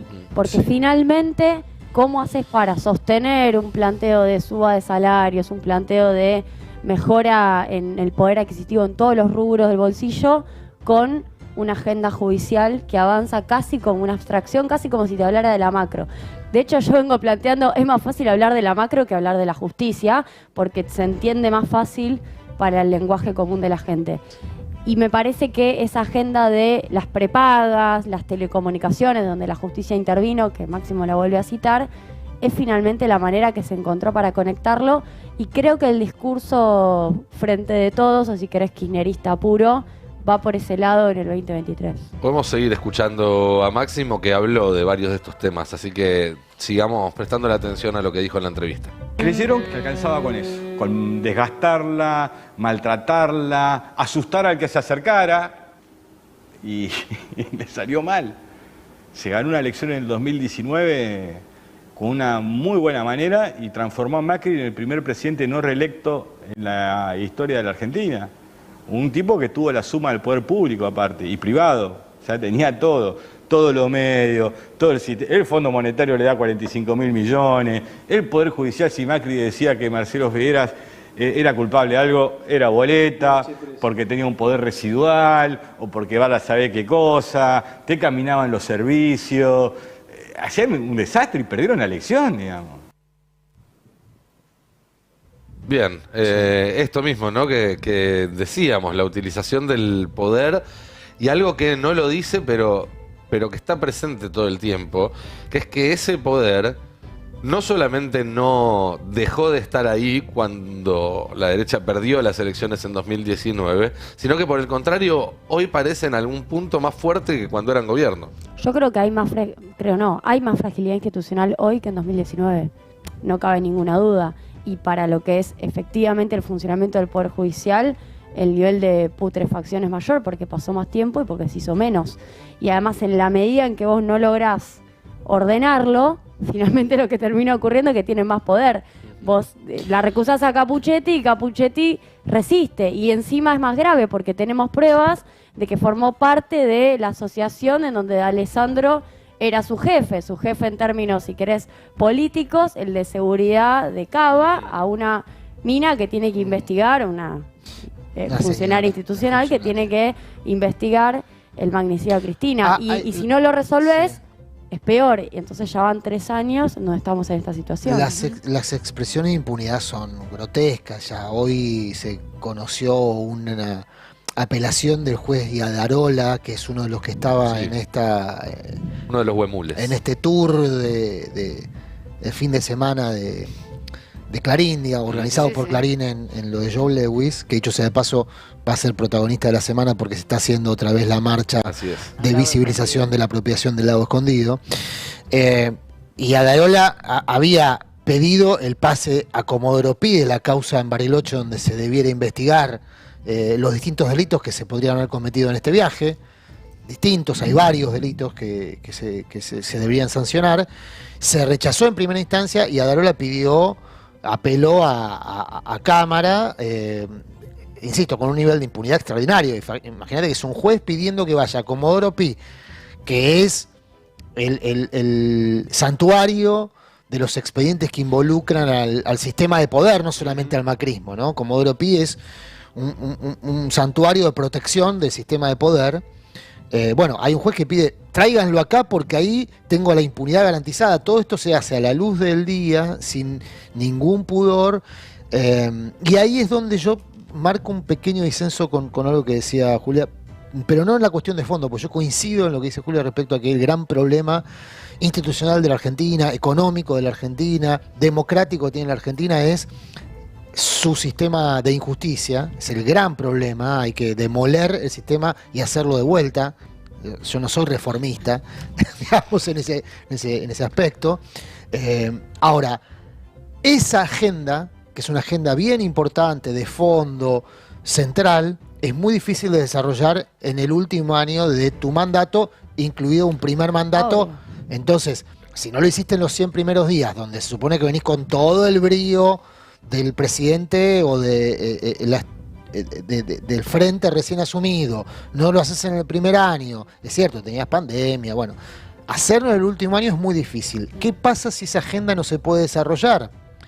Se genera una nueva frustración, y si vos le pones mucha carga a una agenda que genera una nueva frustración, te mostrás prácticamente como un gobierno inerme, un gobierno sin posibilidad de desarrollar ninguna agenda. Y si encima la asociás a la economía, que no digo que no estén asociadas, por eso digo, no disiento con la cuestión de fondo, digo con la oportunidad. La estrategia. Con la estrategia, exactamente. Un matiz, por ejemplo, el juicio a el intento o el inicio de juicio político de los integrantes de la Corte Sí. Suprema.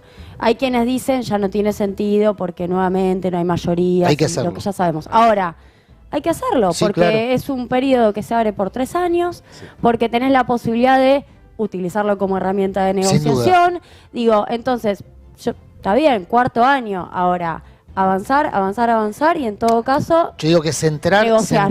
la narrativa de una campaña electoral en una agenda que probablemente no concluya y probablemente no exitosamente en este periodo que queda hasta las Y que elecciones tampoco es pasión de multitudes. y que no apasiona eso, exactamente. en todo que caso, no eso apasiona. último que vos decís. Bueno, pero Para por mí ahí- es el combo, ¿eh? No pero por ahí apasiona, podemos no pensar- conecta con la urgencia. Por ahí podemos pensar otra cosa, donde efectivamente por ahí nos llegamos a una resolución de los conflictos ahora. De hecho, la semana pasada recuerdo que hablábamos con Mariano Recalde y él confirmaba una información que se tenía de los últimos meses, que es que por lo menos le llegó a manos de Alberto Fernández la posibilidad de normalizar el funcionamiento del Consejo de la Magistratura mediante decreto de necesidad y urgencia, algo que yo considero completamente descartado en este momento No se va a- por una no se va a cuestión hacer. obvia. Mandó el proyecto de ley de vuelta a sesiones extraordinarias, por lo tanto sigue insistiendo por la vía parlamentaria, lo cual me parece muy bien porque el Congreso debería funcionar y hay que darle esa entidad. Ahora bien, tal vez lo que está sucediendo ahora no sea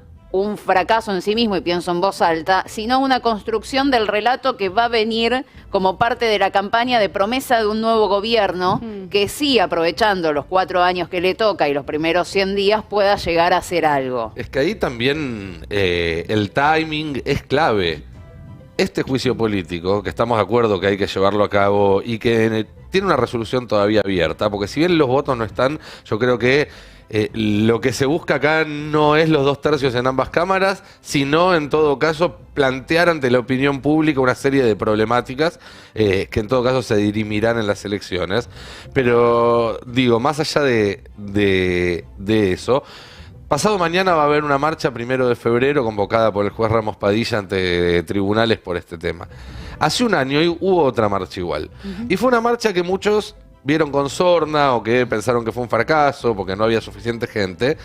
Sin embargo, esas pequeñas avances que se fueron dando fue lo que cimentó que hoy se pueda llevar a cabo esto con el apoyo de una docena de gobernadores, que hace un año no estaban.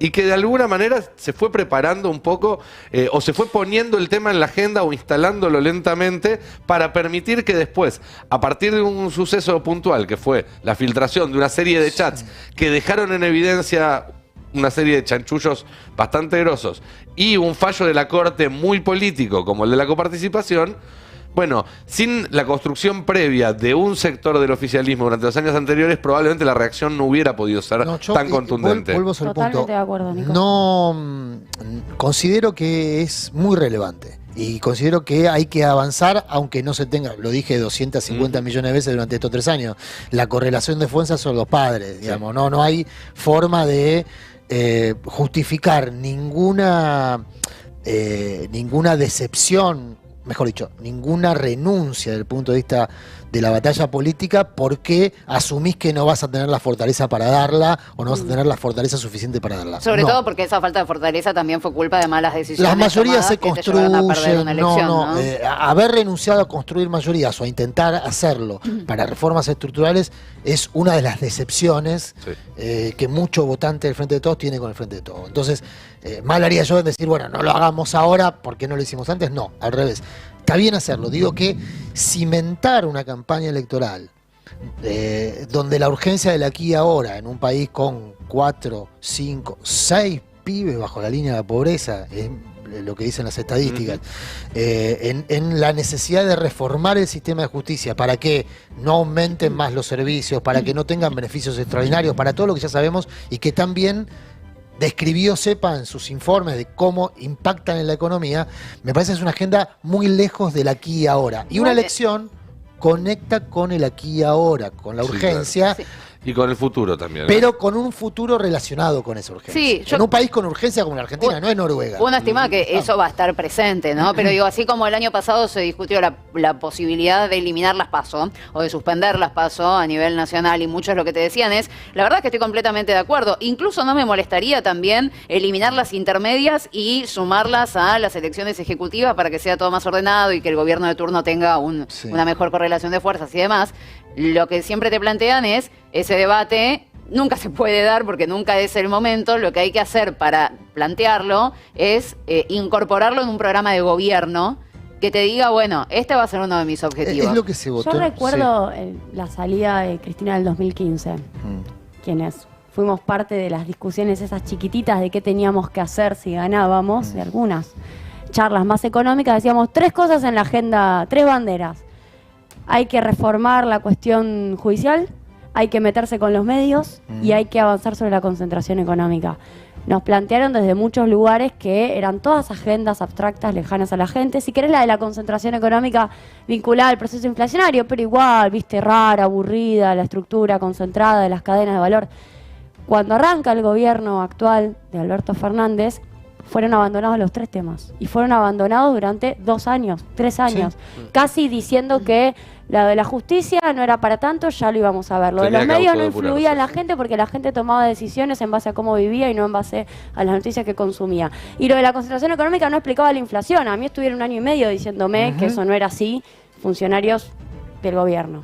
Finalmente, ahora son las 3 banderas nuevamente parte de una agenda. Yo me pregunto, lo digo para adelante, tienen que ser temas que prendan en la militancia política y en los votantes para poder ser agenda de gobierno. No sé si se ganan las elecciones. No, yo no me planteaba en términos de especulación pero digo, que electoral, prendan y que sea esa la agenda, porque si no, mira cómo estamos, con Cristina condenada. No, estoy de acuerdo, me permitís aclarar esto. Yo no lo planteaba como una especulación, como una herramienta de especulación electoral, lo planteaba como una necesidad de conectar con lo que pasa. ¿Cómo dar esta batalla sin que eso implique descuidar la elección? El contexto de este proceso electoral es que hay mucha gente enojada con el sistema político. Hay que hablar de bolsillo. Bueno, hay que hablar de bolsillo. Sí, no solamente de bolsillo, no solamente hay que hablar. Y hay que no solo hay asumir que hablar, el salario real. somos Es la agenda que Cristina venía sosteniendo, efectivamente. Exactamente, hay que ejecutar políticas ejecutables en el enorme contexto de restricción que tiene hoy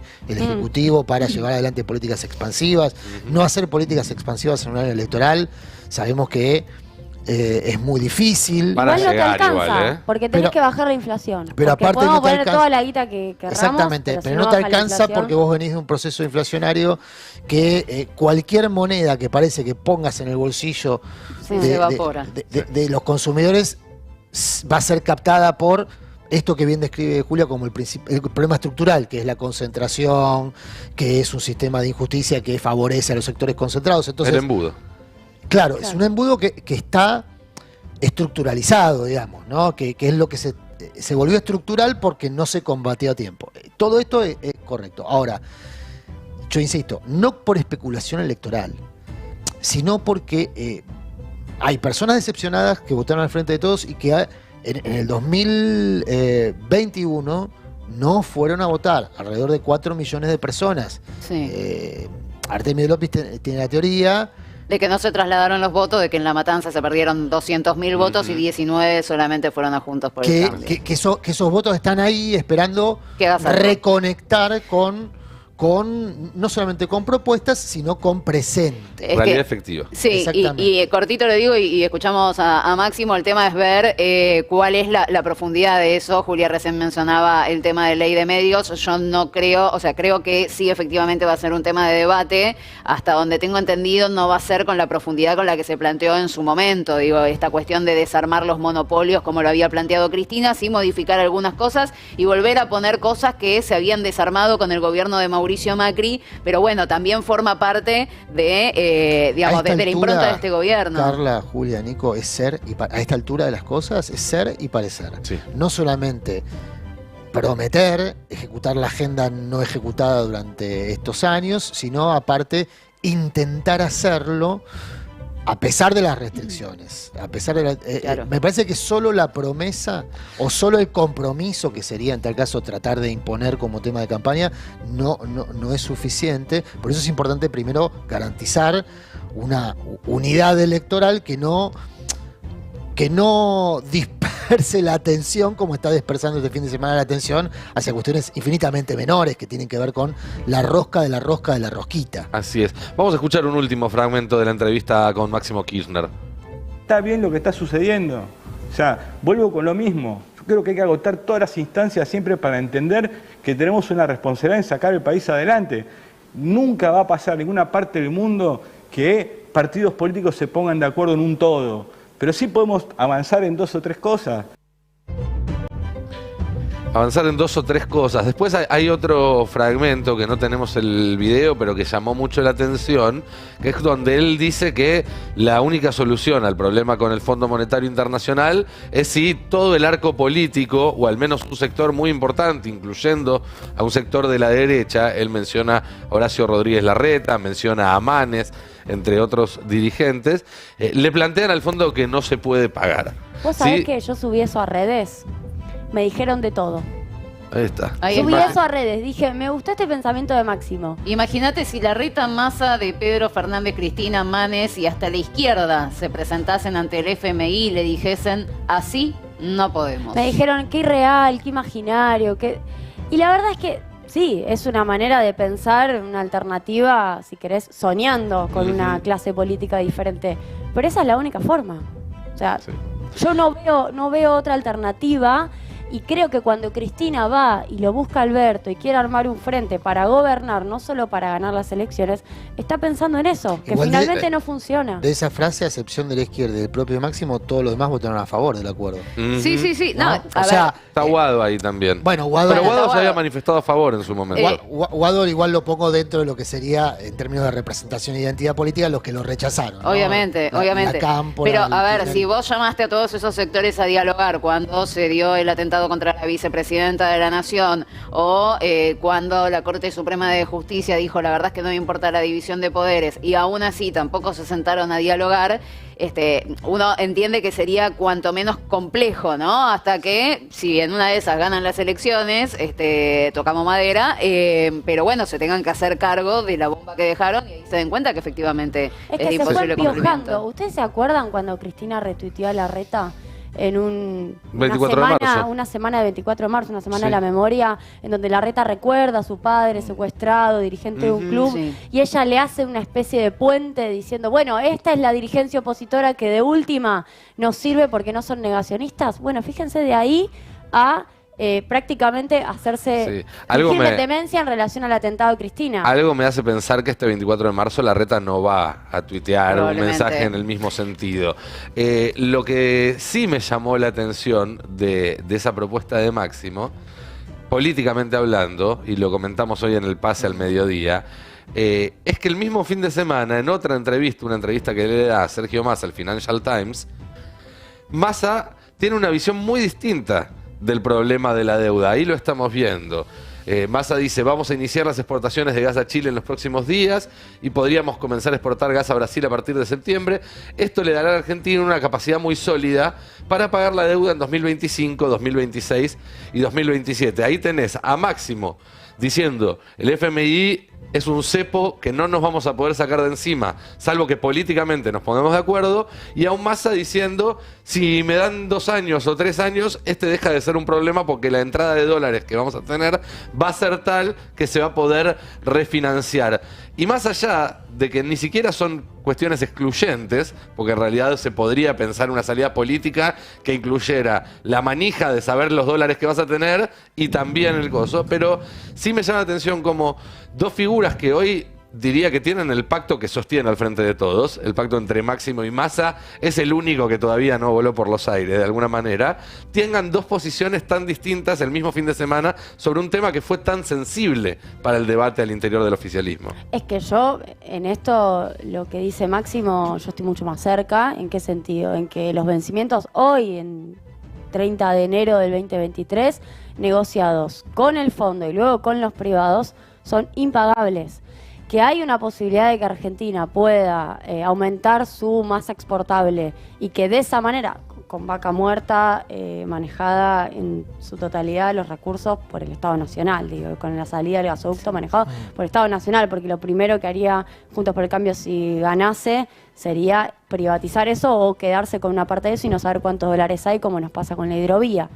Si eso pasa, bueno, es un escenario, si querés, en paralelo, un potencial, así todo, perder toda nuestra masa exportable pagándole la deuda al fondo sin posibilidad de pensar en vencimientos más razonables y que esos dólares extra que tengamos sirvan para desarrollarnos, no me parece una buena idea. Bueno, Digo, ahí, yo rediscutiría para qué sirven los dólares extra que vamos a sacar de Vaca Muerta. Ahí está el punto. Me parece que el debate que plantea Máximo es el que plantea Máximo y el que plantea Massa en algún punto es el debate de fondo de un partido de gobierno.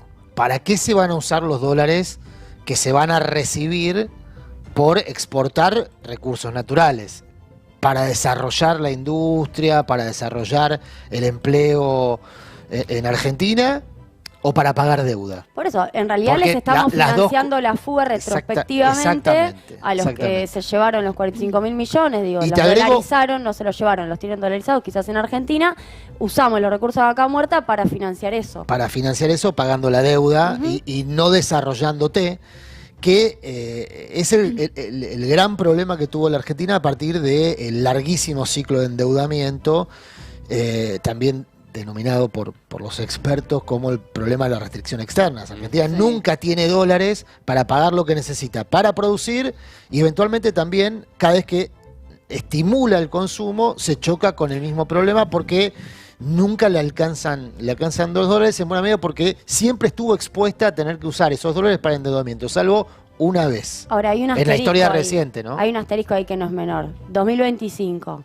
Tenés que negociar con el fondo porque le debes, no sé, 12.000 millones de dólares. O tenés vencimientos sumados entre privados y FMI de ese valor.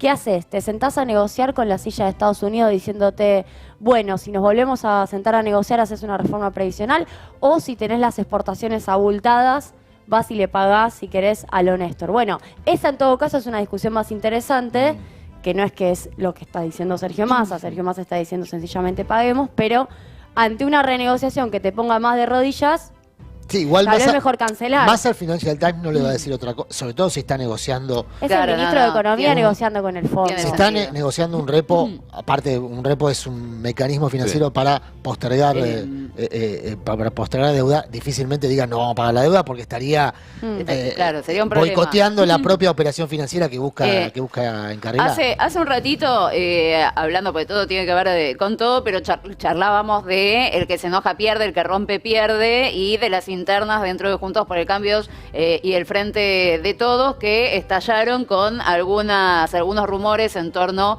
al círculo de Guado de Pedro y la respuesta de parte del albertismo. Nico, hubo una respuesta recién del ministro del Interior. Hay bandera blanca, acaba de tuitear hace instantes nada más, hace minutos, el ministro del Interior Guado de Pedro, sobre justamente esta situación que se comentó y que estuvo en el corre y dile de estos días, sobre una invitación a una actividad de Lula y demás. Guado dice, desde hace días se inició un revuelo mediático sobre una situación interna del gobierno. No es mi intención seguir abonando a esa polémica. Los que tenemos responsabilidades políticas debemos aportar sensatez porque hay cosas más importantes en juego. Seguir recuperando la economía, mejorar el poder adquisitivo de las y los argentinos y resolver los problemas de la gente. Solo así lograremos ofrecer soluciones para los que hicieron tanto daño, los que endeudaron el país y multiplicaron la pobreza. No vuelvan a gobernar. Mi responsabilidad es seguir trabajando y aportando a la estrategia que comenzó en 2017, Apa. ojo, y a fortalecer el frente que construimos en 2019. Mi compromiso es cuidarlo y ampliarlo todos los días. Por un lado, una especie de bandera blanca, de decir, este episodio terminó. Por otro lado, yo acá leo casi un candidato. Hay una cuota de seriedad institucional que siempre Guado le agrega a todo lo que hace, que de repente sorprende. De hecho, fíjate que los off que daban cuenta de su enojo fueron off, en privado, adentro de algún sector de gobierno. Él nunca habló. Sí le responde la ministra de Desarrollo Social, que ya le responde Enon y le responde siendo ministra, es decir, no es un funcionario asesor de Guado. Y de Sí, forma en el muy medio, dura, la muy portavoz dura. presidencial diciendo no pasó nada, es toda una mentira del Igual- periodismo. Y él elige hablar bajando los decibeles. Sí. Qué sé yo, me parece una Adri. buena salida para no seguir con este tema, la No, verdad. no, está bien. Hay una figura acá que parece que fue importante, que es el diputado Valdés, Eduardo Valdés, que funcionó como puente en este fin de semana de idas y vueltas. De hecho, ayer Valdés dijo, a mí me gustaría leer o escuchar al ministro de Interior dando algún tipo de explicación de esto que se dice, que dijo, que no dijo. Es decir, que lo invitaba a hacer una expresión pública y al mismo tiempo el propio Eduardo Valdés, entiendo que había dialogado con el presidente y el presidente le había pedido que interceda con Cristina, no en relación a Guado, sino en relación a la disputa que había escalado el fin de semana con distintas voces públicas, Teresa García, Florencia Saintut, digamos, de distintas Sí. trincheras del Frente de Todos, escalando en la discusión, ¿no? Ahí también podemos, de lo que fue la repercusión del fin de semana, hasta diferenciar un poco, si nos ponemos buenos, lo que tiene que ver con la repercusión misma de lo que dijo Guado, la respuesta de Tolosa Paz, después Teresa García, con también una internita de La Plata que aprovecharon ahí para saldar con esa excusa, Por porque supuesto. Tolosa Paz y Saintut tienen varias cuitas desde hace rato. No, eso está claro, eso sí, y sin duda que empiezan a colarse todas las Internitas de cada porque distrito. Así como las encuestas son el paco de la temporada electoral, las internitas Son forman la parte de metanfetamina, este sí. momento aparte, donde todas las listas están en construcción. Y son consecuencia también de que no haya una mesa política. Bueno, y al mismo tiempo, me parece, yo suscribo al pie el segundo tuit de este hilo, donde Guado dice, bueno, quiero reconectar o tenemos que reconectar con las necesidades de la gente, de las personas, de los ciudadanos, porque, insisto, este proceso electoral se va a dar no como en el 2001, después de un estallido social antipolítica, pero sí en un contexto de decepción y de enojo con el sistema político. Hay una expresión electoral de este enojo que es el fenómeno Milei.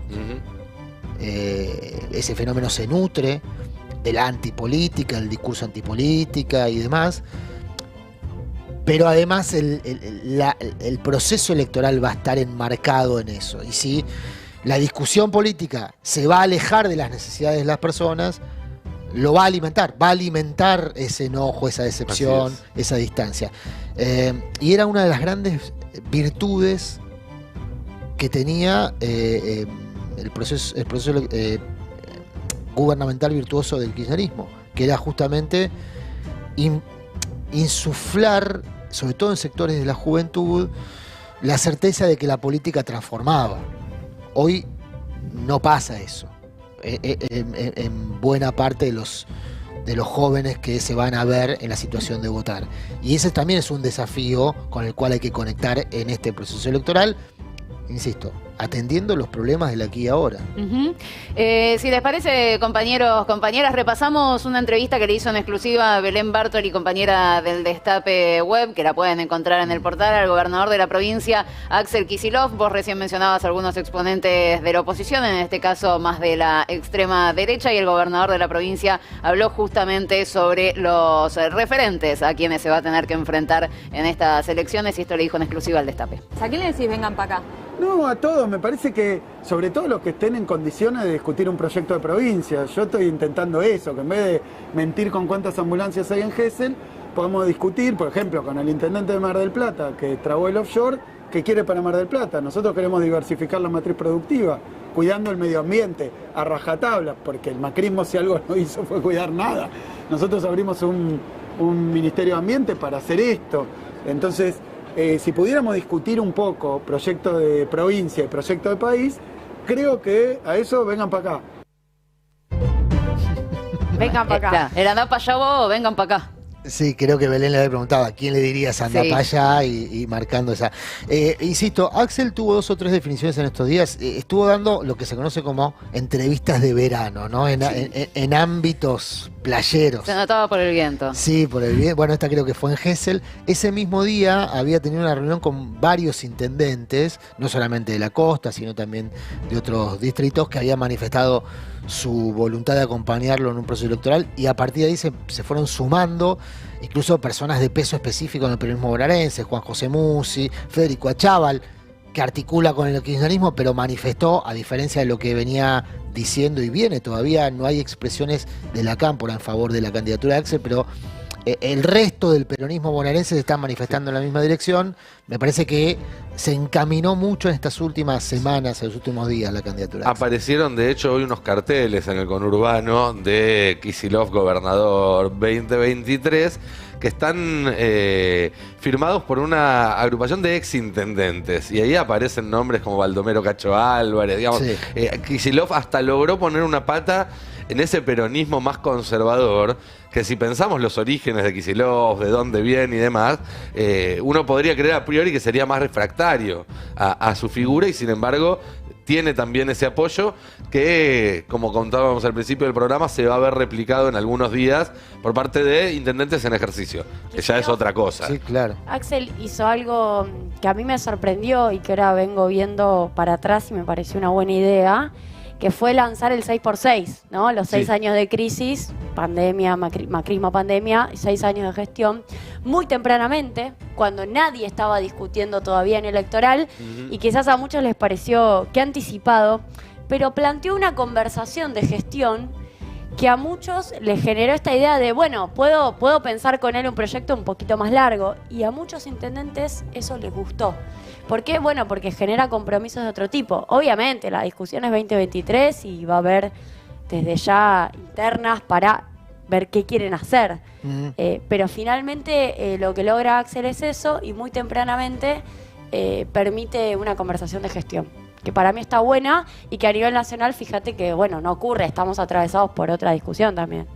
Bueno, y hoy la frase esta que daba en un medio de Mar del Plata, que un poco se suma a todo esto que venimos comentando, respecto a la unidad, como un reconocimiento al instrumento electoral, a la necesidad de mantener el instrumento electoral, que es el Frente de Todos, con potencia, digamos, unificado, porque en provincia sabemos que también hubo amagues, no emancipatorios, pero sí de ruptura. Siempre los hay, siempre hay personas que se imaginan con proyección, con expectativa, y a partir de eso buscan construir alternativas. Me parece que, insisto, Axel va a ser el candidato, tiene un gran desafío, que es que no tiene que tener un ancla en el costado izquierdo de la boleta, porque es muy importante mantener una distancia corta entre el gobernador y el candidato a presidente, porque el corte de boleta Es marginal. no ha superado nunca los 4 puntos. Sí, va del 2 al 5 4, el otro día me puntos. decía, Exactamente. por ahí tenés un poquito más que se dio en el caso Macri-Vidal en 2019, pero no es algo que se vaya a repetir, por lo tanto no es una práctica O sea, van a necesitar habitual. del lado izquierdo de la boleta a alguien que por lo menos Te condiciona. no lo tire para abajo. Sí. Así es. Ahora, la medición en las encuestas de Axel, digo, por todo lo que estamos planteando sobre la economía, con una inflación elevadísima, con Sí. salarios e ingresos que no logran recuperar, es llamativa también. Sí, está porque sacando- estamos hablando, es el mismo escenario Sí, para la sí. provincia que para a nivel Sí, nacional. sí. Diría que para la provincia es peor en muchos lugares. Y sin embargo le va bien, lo cual le va bien, digo, es el que mejor mide por mucha distancia respecto de los demás. Sí. Entonces hay una variable política que no es la linealidad económica, que hay que incorporar. Convengamos que Axel recibió mucho menos cuestionamientos por parte de su propia fuerza que Alberto Fernández. Digo, después podemos discutir sin razón, pero el hecho de todo lo que fue la discusión sobre el acuerdo con el fondo, la discusión sobre el tema de la redistribución de recursos de este año y demás, le ha costado al gobierno. Ahora, le ha esa resultado discusión costoso en términos de imagen. le permitió a Cristina, que era quien cuestionaba determinadas decisiones, conservar también un caudal. Sí, por supuesto. O sea, así como, si querés, hizo Mella, también permitió que ella sostuviera cierta coherencia con una agenda de gobierno hasta el 2015. Sí, vuelvo a este Y dato. también alimenta a Axel, que finalmente es quien tiene más fidelidad o mayor fidelización con el voto de Cristina, con lo Es el cual que está mejor conectado. trasvasa. Sí, sí, Es sí. el que mejor trasvasa Sí, claro. los Están votos. casi igual. Era lo que Claramente. estimulaba la idea de una candidatura presidencial de Axel sin Cristina en el escenario. Pero me parece que está ya, no digo confirmada porque esto falta la formalidad, pero con todos estos elementos que estamos mencionando, el propio Axel hoy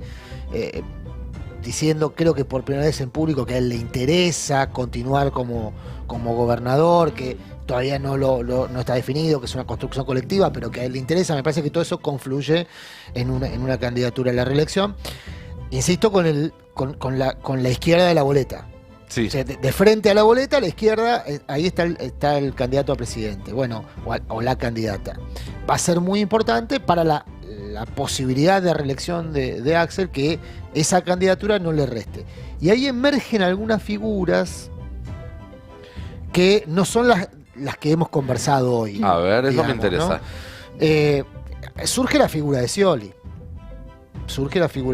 Que es estaba repasando otra vez la encuesta esta de fin de semana. La figura de Scioli es una figura que tiene más o menos el mismo promedio de imagen que el resto de los postulantes. A ver, discúlpenme que estoy viendo en tiempo real la encuesta Sí, que pero mencionaba recién. claramente Scioli apareció en el último tiempo como una figura que por lo menos mostró interés y que podría, teniendo lo que fue la campaña del 2015 y todas las promesas incumplidas de Mauricio Macri, decir ya tengo la campaña hecha, ¿no? Claro, tiene un 23 de imagen positiva, un 19 de no sabe, no contesto, no por falta de conocimiento, sino porque todavía no está oficializado, formalizado como candidateable. Entonces imagino que por eso, porque es una de las figuras más conocidas de la política argentina, Sí, porque claro. fue candidato a presidente, o sea, el problema del conocimiento no lo tiene, y después tiene un nivel de rechazo que es más o menos el mismo que tienen casi todos los candidatos, o todos los candidatos del Frente de Todos, a excepción de Axel, que es en torno al 57-58%. Es decir que es una cuesta arriba la que tiene Scioli, como casi Como todos los todas. candidatos Sí, sí. del Frente de Todos hoy, pero emerge justamente porque es el que menos le restaría a Axel. Si es que se plantea una estrategia, este es el problema de la ausencia de conducción, que nadie está planteando hoy una estrategia unificada, que reúna distritos, lo que planteaba muy bien Julián antes. Bueno, Por lo que hay una estrategia para Provincia de Buenos Aires, Santa Fe, Córdoba, para la franja del centro, que es una unidad política para el macrismo. El macrismo tiene una estrategia ahí. sí, Para por esa lo que para esa decís, franja del centro la del país. opción Scioli sería una opción que iría perdedora a la nación, pero sin tirar muy para abajo la boleta de la provincia de Buenos Aires.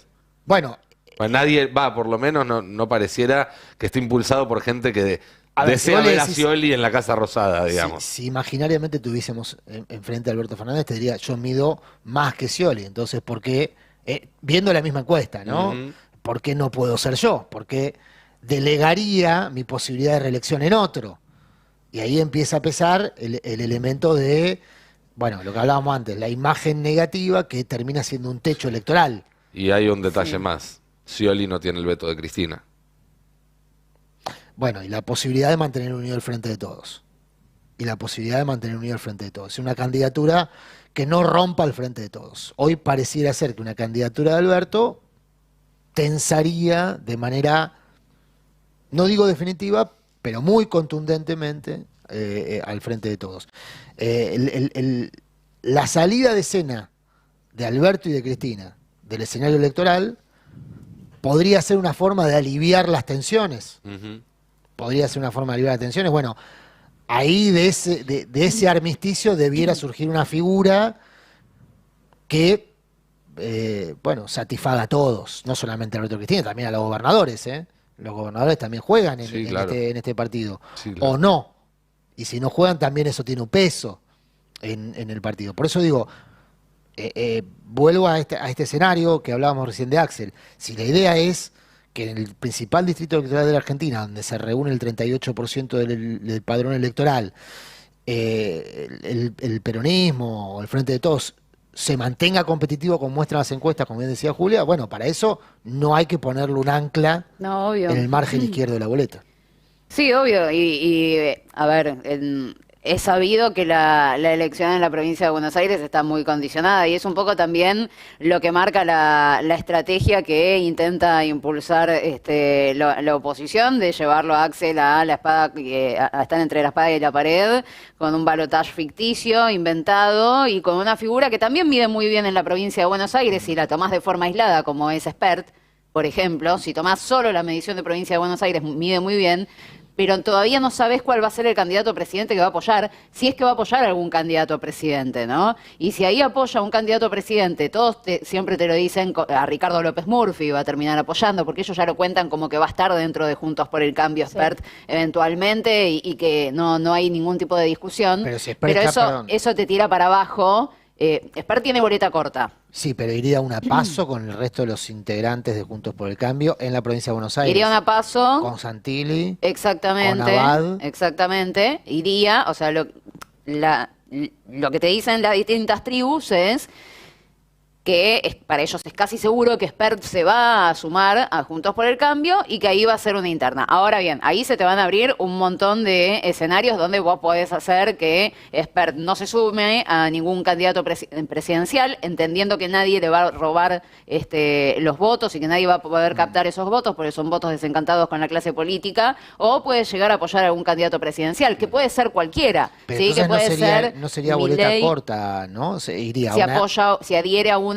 Iría a una PASO, si pierde la PASO, terminará siendo parte de esa estructura electoral de Juntos por el Cambio. Y hay que ver ahí dónde queda ¿Qué pasa si Milei presenta un candidato? Eso, ese es el punto. Bueno, a ver, Milei va a presentar, se supone, un candidato en provincia de Buenos Aires, todavía no sabemos bien cuál es ese candidato. Hoy Fernando Burlando dijo que va a participar electoralmente del próximo comicio. Pero bueno, hubo una fórmula que no fue, señoras y señores, que es la de Javier Milei, candidato a presidente, y Maslatón, no sé si lo recuerdan. Hoy se pelearon un poquito. Si les parece, vemos un poco qué fue lo que sucedió, porque Javier Milei dio una entrevista en las últimas horas, donde, bueno, fue bastante extensa la entrevista, le preguntan varias cosas y al final el periodista en Radio Rivadavia le manifiesta su preocupación por el acercamiento que tenía con Carlos Maslatón en su momento. Ajá. Javier Milei hace toda una especie ¿Lo retó? ¿Lo retaron? Pero con dulzura. Y Javier un periodista Milei, que te reta más que periodista es un amigo. Me preocupaba el acercamiento. Y Milei hace toda una voltereta para hacer una analogía y después termina hablando sin ningún tipo de tapujos sobre Maslatón, en este caso sin mencionarlo, y quién lo está financiando. Esto dijo Milei y explotó todo. Y si vos te fijás, tuvo sus minutos de fama impulsados por la caja de amarilla en la Ciudad Autónoma de Buenos Aires. No te olvides nunca que Massa es socio de Larreta y que las cosas a veces parecen de una manera y por abajo son de otra, porque el que estuvo reunido en Pizza Cero con Maslatón el día que arrancó el raíz a tirar porquerías, ¿quién fue? Fue Larreta, no Massa. Bueno, ahí se pudrió todo, le está diciendo a Maslatón que mediante Larreta, Massa le está financiando la campaña. Hoy arrancó una guerra ahí en Twitter.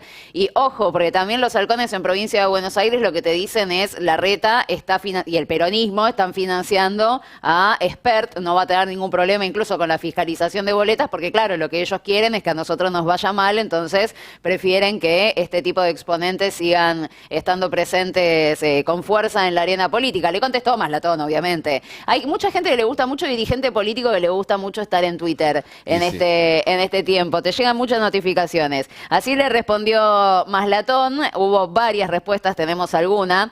Lo menciona a Javier Milei en uno de sus primeros tweets y dice, así que acusándome a mí de reunirme en Pizza Cero con Larreta, Milei, y por plata te has convertido en un mentiroso difamador. Pero lo peor de todo es que abandonaste todos los principios y cobrás de todo el mundo. No sos un político, sos un chorro de la política. Milei, le dice Maslatón sin ningún tipo de problema en redes sociales a Javier Milei. Pero pará, porque sigue. Acá tenemos dos placas, tenemos dos placas, pero después empezó a sumar fotos de pintadas que decían Maslatón, Larreta, ¿viste? Y que Maslatón se las adjudica directamente a Milei cuando había desbordado con sus propuestas insólitas de campaña. Milei, chorro y estafador de la política, tu acusación de mis negocios con sombrilla Larreta, justo a mí, desubicado. Lo único que encubre son tus tranzas con el PRO y Juntos por el Cambio, tus ídolos. Negociaste con todos ellos, vos y Vanegas Lynch. Con Macri sufriste temor reverencial, le dice. Sospechar de todo esto. ¿Vos decís que es lo de Wanda Nara con Elegante? Hay un principio en el espectáculo.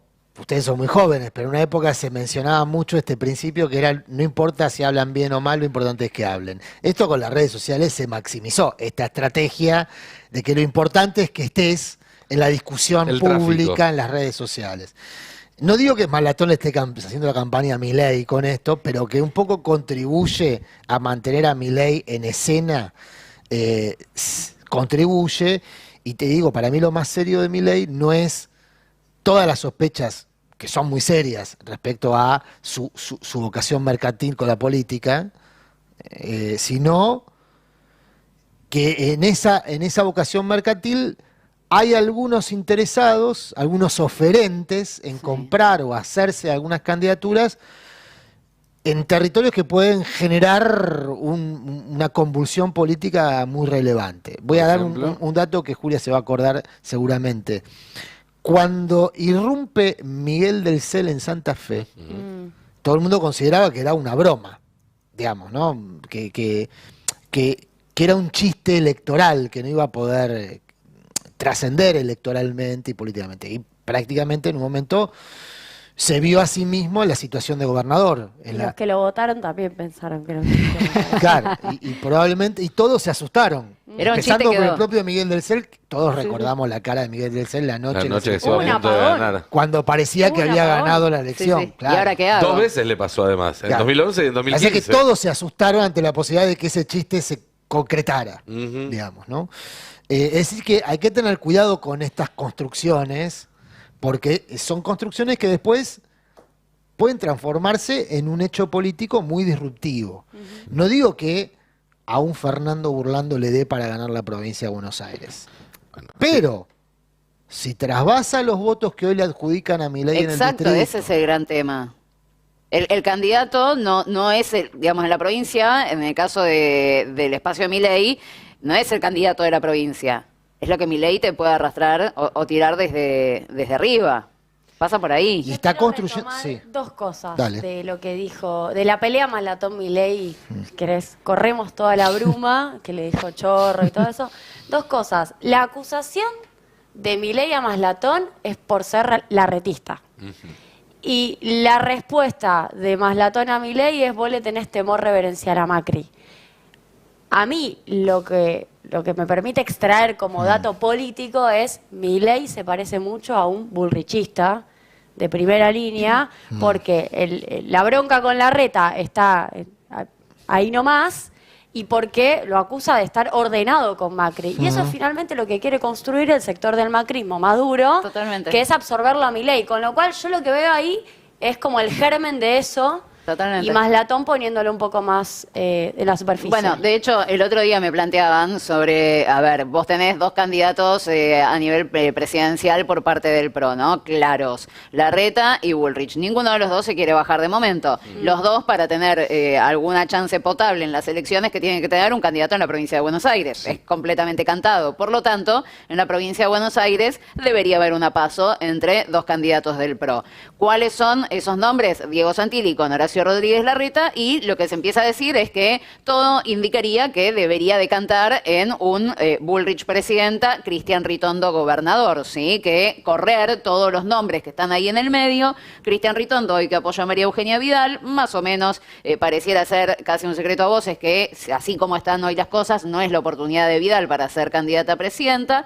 si llega el momento de correrse, Ritondo se sumaría al equipo de Patricia Bullrich y a ese sector más duro es lo que dice Julia. Dice, a mí me conviene mucho más que aparezca un Milei, que se nos sume un Milei que no quiere saber nada con el sector de las palomas y que tiene mucho, digamos, está mucho más cercano a nuestro pensamiento y le tira piedra a los otros, a que aparezca este otro personaje que mencionábamos hace un rato, que probablemente, o lo que quieren hacer es incorporarlo, que es José Luis Espert, que lo que hace es sacarle votos a los duros, pero que tiene un arreglo con el larretismo. ¿Sí? Entonces, digamos, va un poco por ahí la... No esteriliza todo eso, no se esteriliza.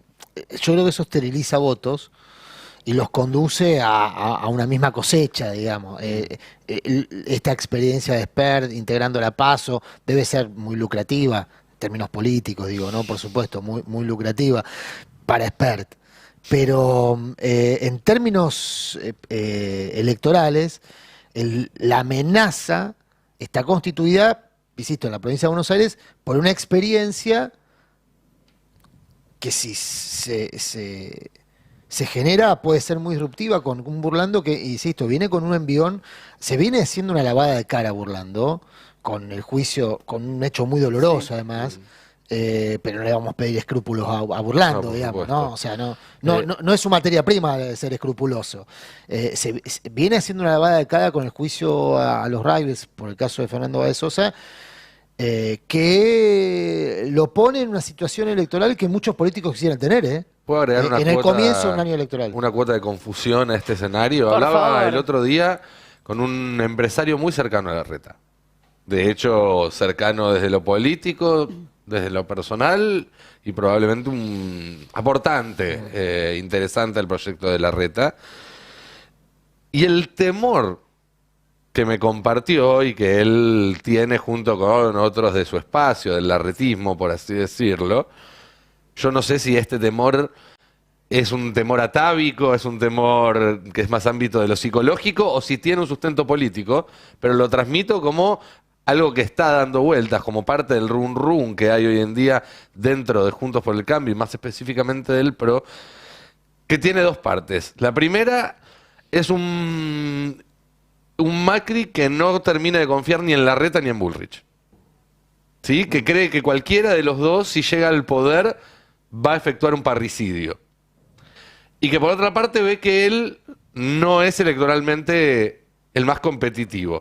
Y ahí aparece la figura de Vidal, que levantó mucho la exposición en los últimos días y en las Sí, últimas semanas. pero todavía no... Todavía no le da, no pareciera darle, pero ahí, digamos, si apareciera una Vidal con el apoyo inequívoco de Macri como candidata, sería un escenario distinto. Y a eso hay que sumarle, insisto, este es el temor que hoy en día circula en el larretismo, no sé cuánto tiene de razón o de sustento, que es un Macri que para empujar a la candidatura de Vidal, para blindar los votos duros del PRO de estas emergencias por derecha, y también a lo mejor para pensar en su futuro por los próximos años, porque su situación puede llegar a ser comprometida en otro escenario, aparezca como candidato a senador por la provincia de Buenos Aires, diciendo, Vidal es mi candidato a presidente, si alguien quiere ir una interna contra Vidal, va a tener que ir una interna también contra mí. Bueno, está todo abierto Claro. a la decisión que tome Macri en lo inmediato, Ujú. porque eso va a definir también el tipo de conducción que él va a querer ejercer dentro de lo que ocurra electoralmente en Juntos por el Cambio. Yo creo es, que depende sí. de lo que ocurra en el frente de todos.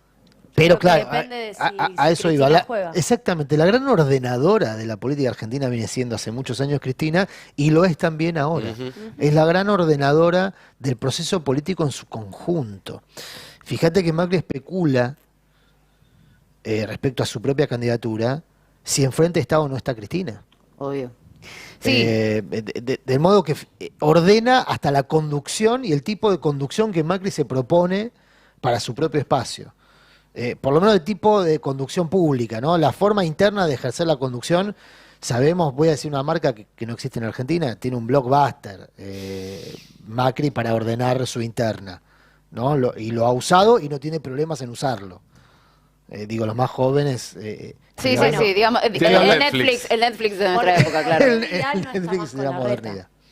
Bueno, ahí se da también una particularidad, porque Vidal y Larreta tienen una relación de amistad de hace rato y dentro de las múltiples especulaciones estaba esta cuestión de, bueno, si Vidal decidiera lanzarse efectivamente a una candidatura presidencial, digamos, lo tendría que hacer contra su amigo de 2 décadas, que quién pudiera tener un amigo de 2 décadas, ¿no? Por lo tanto, también era algo que había muchos que le... Me enterneciste. Igual ¿Viste?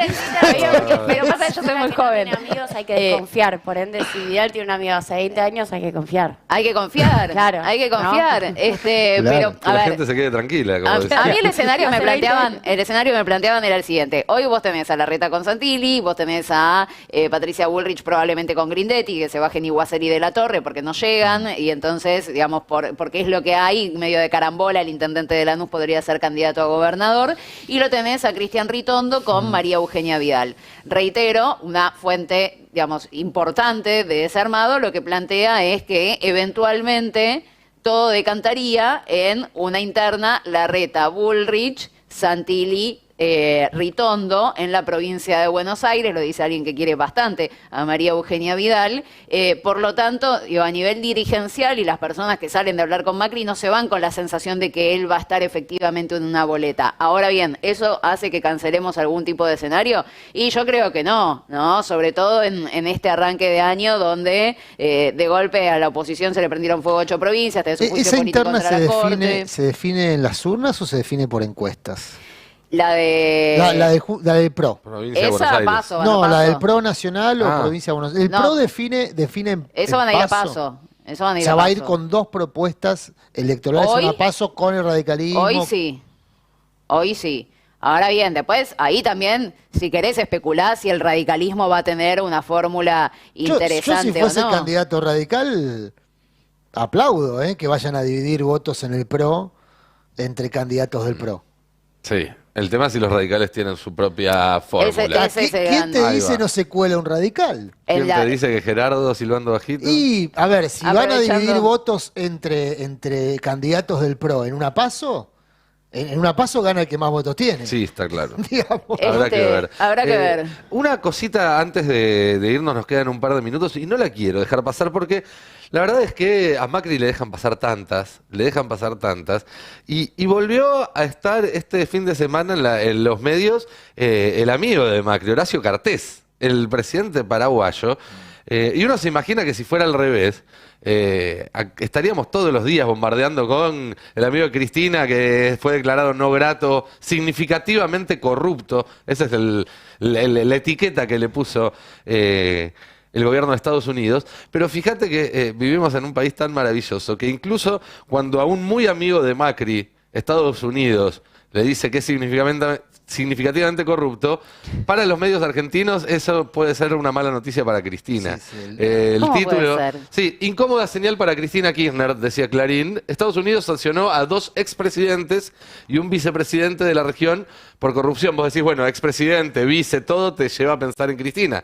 Pero Macri también es expresidente, y el que estuvo con Horacio Cartés, que de hecho de él se trata una de estas figuras que fueron condenadas por Estados Unidos y declaradas corruptas, es alguien muy cercano a Mauricio Macri. Tan cercano que en el medio de la fase 1 de la cuarentena Macri se tomó un avión Sí. para ir a visitarlo y nunca nos explicó Con un maletín. muy bien por qué. Con un maletín. Con un Ahora, maletín. esa noticia A ver. logró colar en la bajada corrupción y Lázaro Báez. Todo, Todo en el mismo. una ensalada. Un aplauso para quien Periodismo logró hacer Veamos- eso. Veamos un tape de aquel ver. momento en la cuarentena cuando Macri viajaba a Paraguay.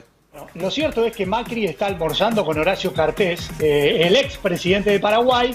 ¿Y qué tiene que ver? Bueno, primero coincidían que los dos fueron presidentes, uno de Argentina y el otro de Paraguay. Pero antes Cartés estaba estrechamente vinculado al fútbol porque fue presidente de Libertad de Paraguay cuando Macri también era dirigente de fútbol. Algunos pensaban, en Paraguay dicen, con nosotros desde la Conmebol no tenemos nada que ver con esta visita de Macri. Macri y un viaje que generó polémica porque, por supuesto, viajó a Paraguay en medio de la cuarentena. ¿Y sabés qué otra cosa levantó polvareda? ¿Sabés qué otra cosa generó polémica? ¿Quién fletó el charter?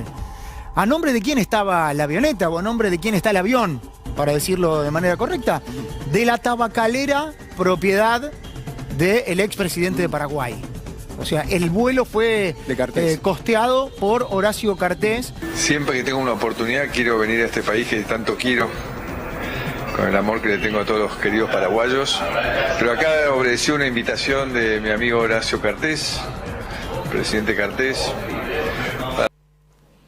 Bueno, era Qué amigo de amiguito, Macri. Pero complica a Cristina. Perdón, ¿no es la misma tabacalera que también había alquilado los servicios del avión venezolano-iraní que estuvo secuestrado unos días en la Argentina? Yo, sigo pensando en el maletín, ¿no? Porque no era un maletín para transportar una muda de ropa interior. No, definitivamente no. Una taller donde se llevan documentos.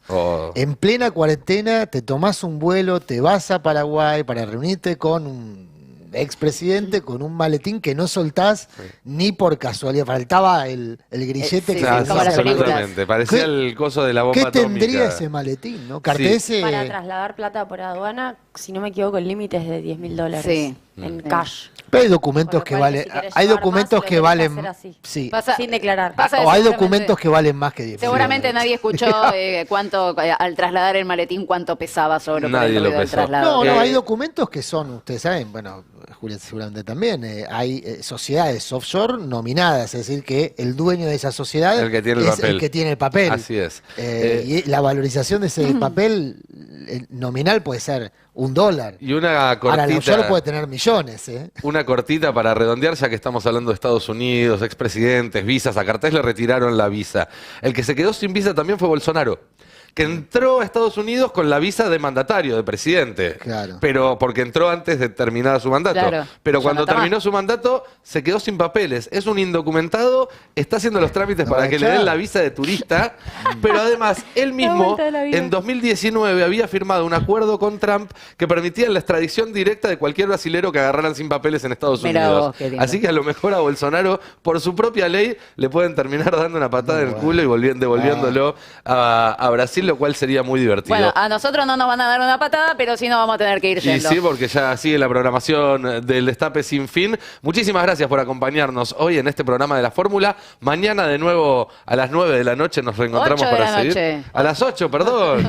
A las 9 de la mañana arranca Navarro 2023, donde también nos ven. También nos ven, y a las 8 de la noche acá con La Fórmula. Julia Estrada, muchísimas gracias por formar parte del equipo. Adrián Murano, gracias por haber venido a la inauguración. Claro, exactamente. Veníamos haciendo todo bien hasta un gusto, gracias por la equivoqué la hora en la última frase. Bien claro. Gracias por la invitación, dije. Sí, ahí está, muy bien. ahí está. Prometemos no molestarte tanto. No, por supuesto. Pero siempre será bienvenido. Siempre que quieran estoy. Bueno, nosotros nos vamos. Nos vemos mañana. ¿A qué hora? A las 8. A las 8 de la noche con La Fórmula. Chau, que tengan buenas noches. Adiós. Un país unido por la radio.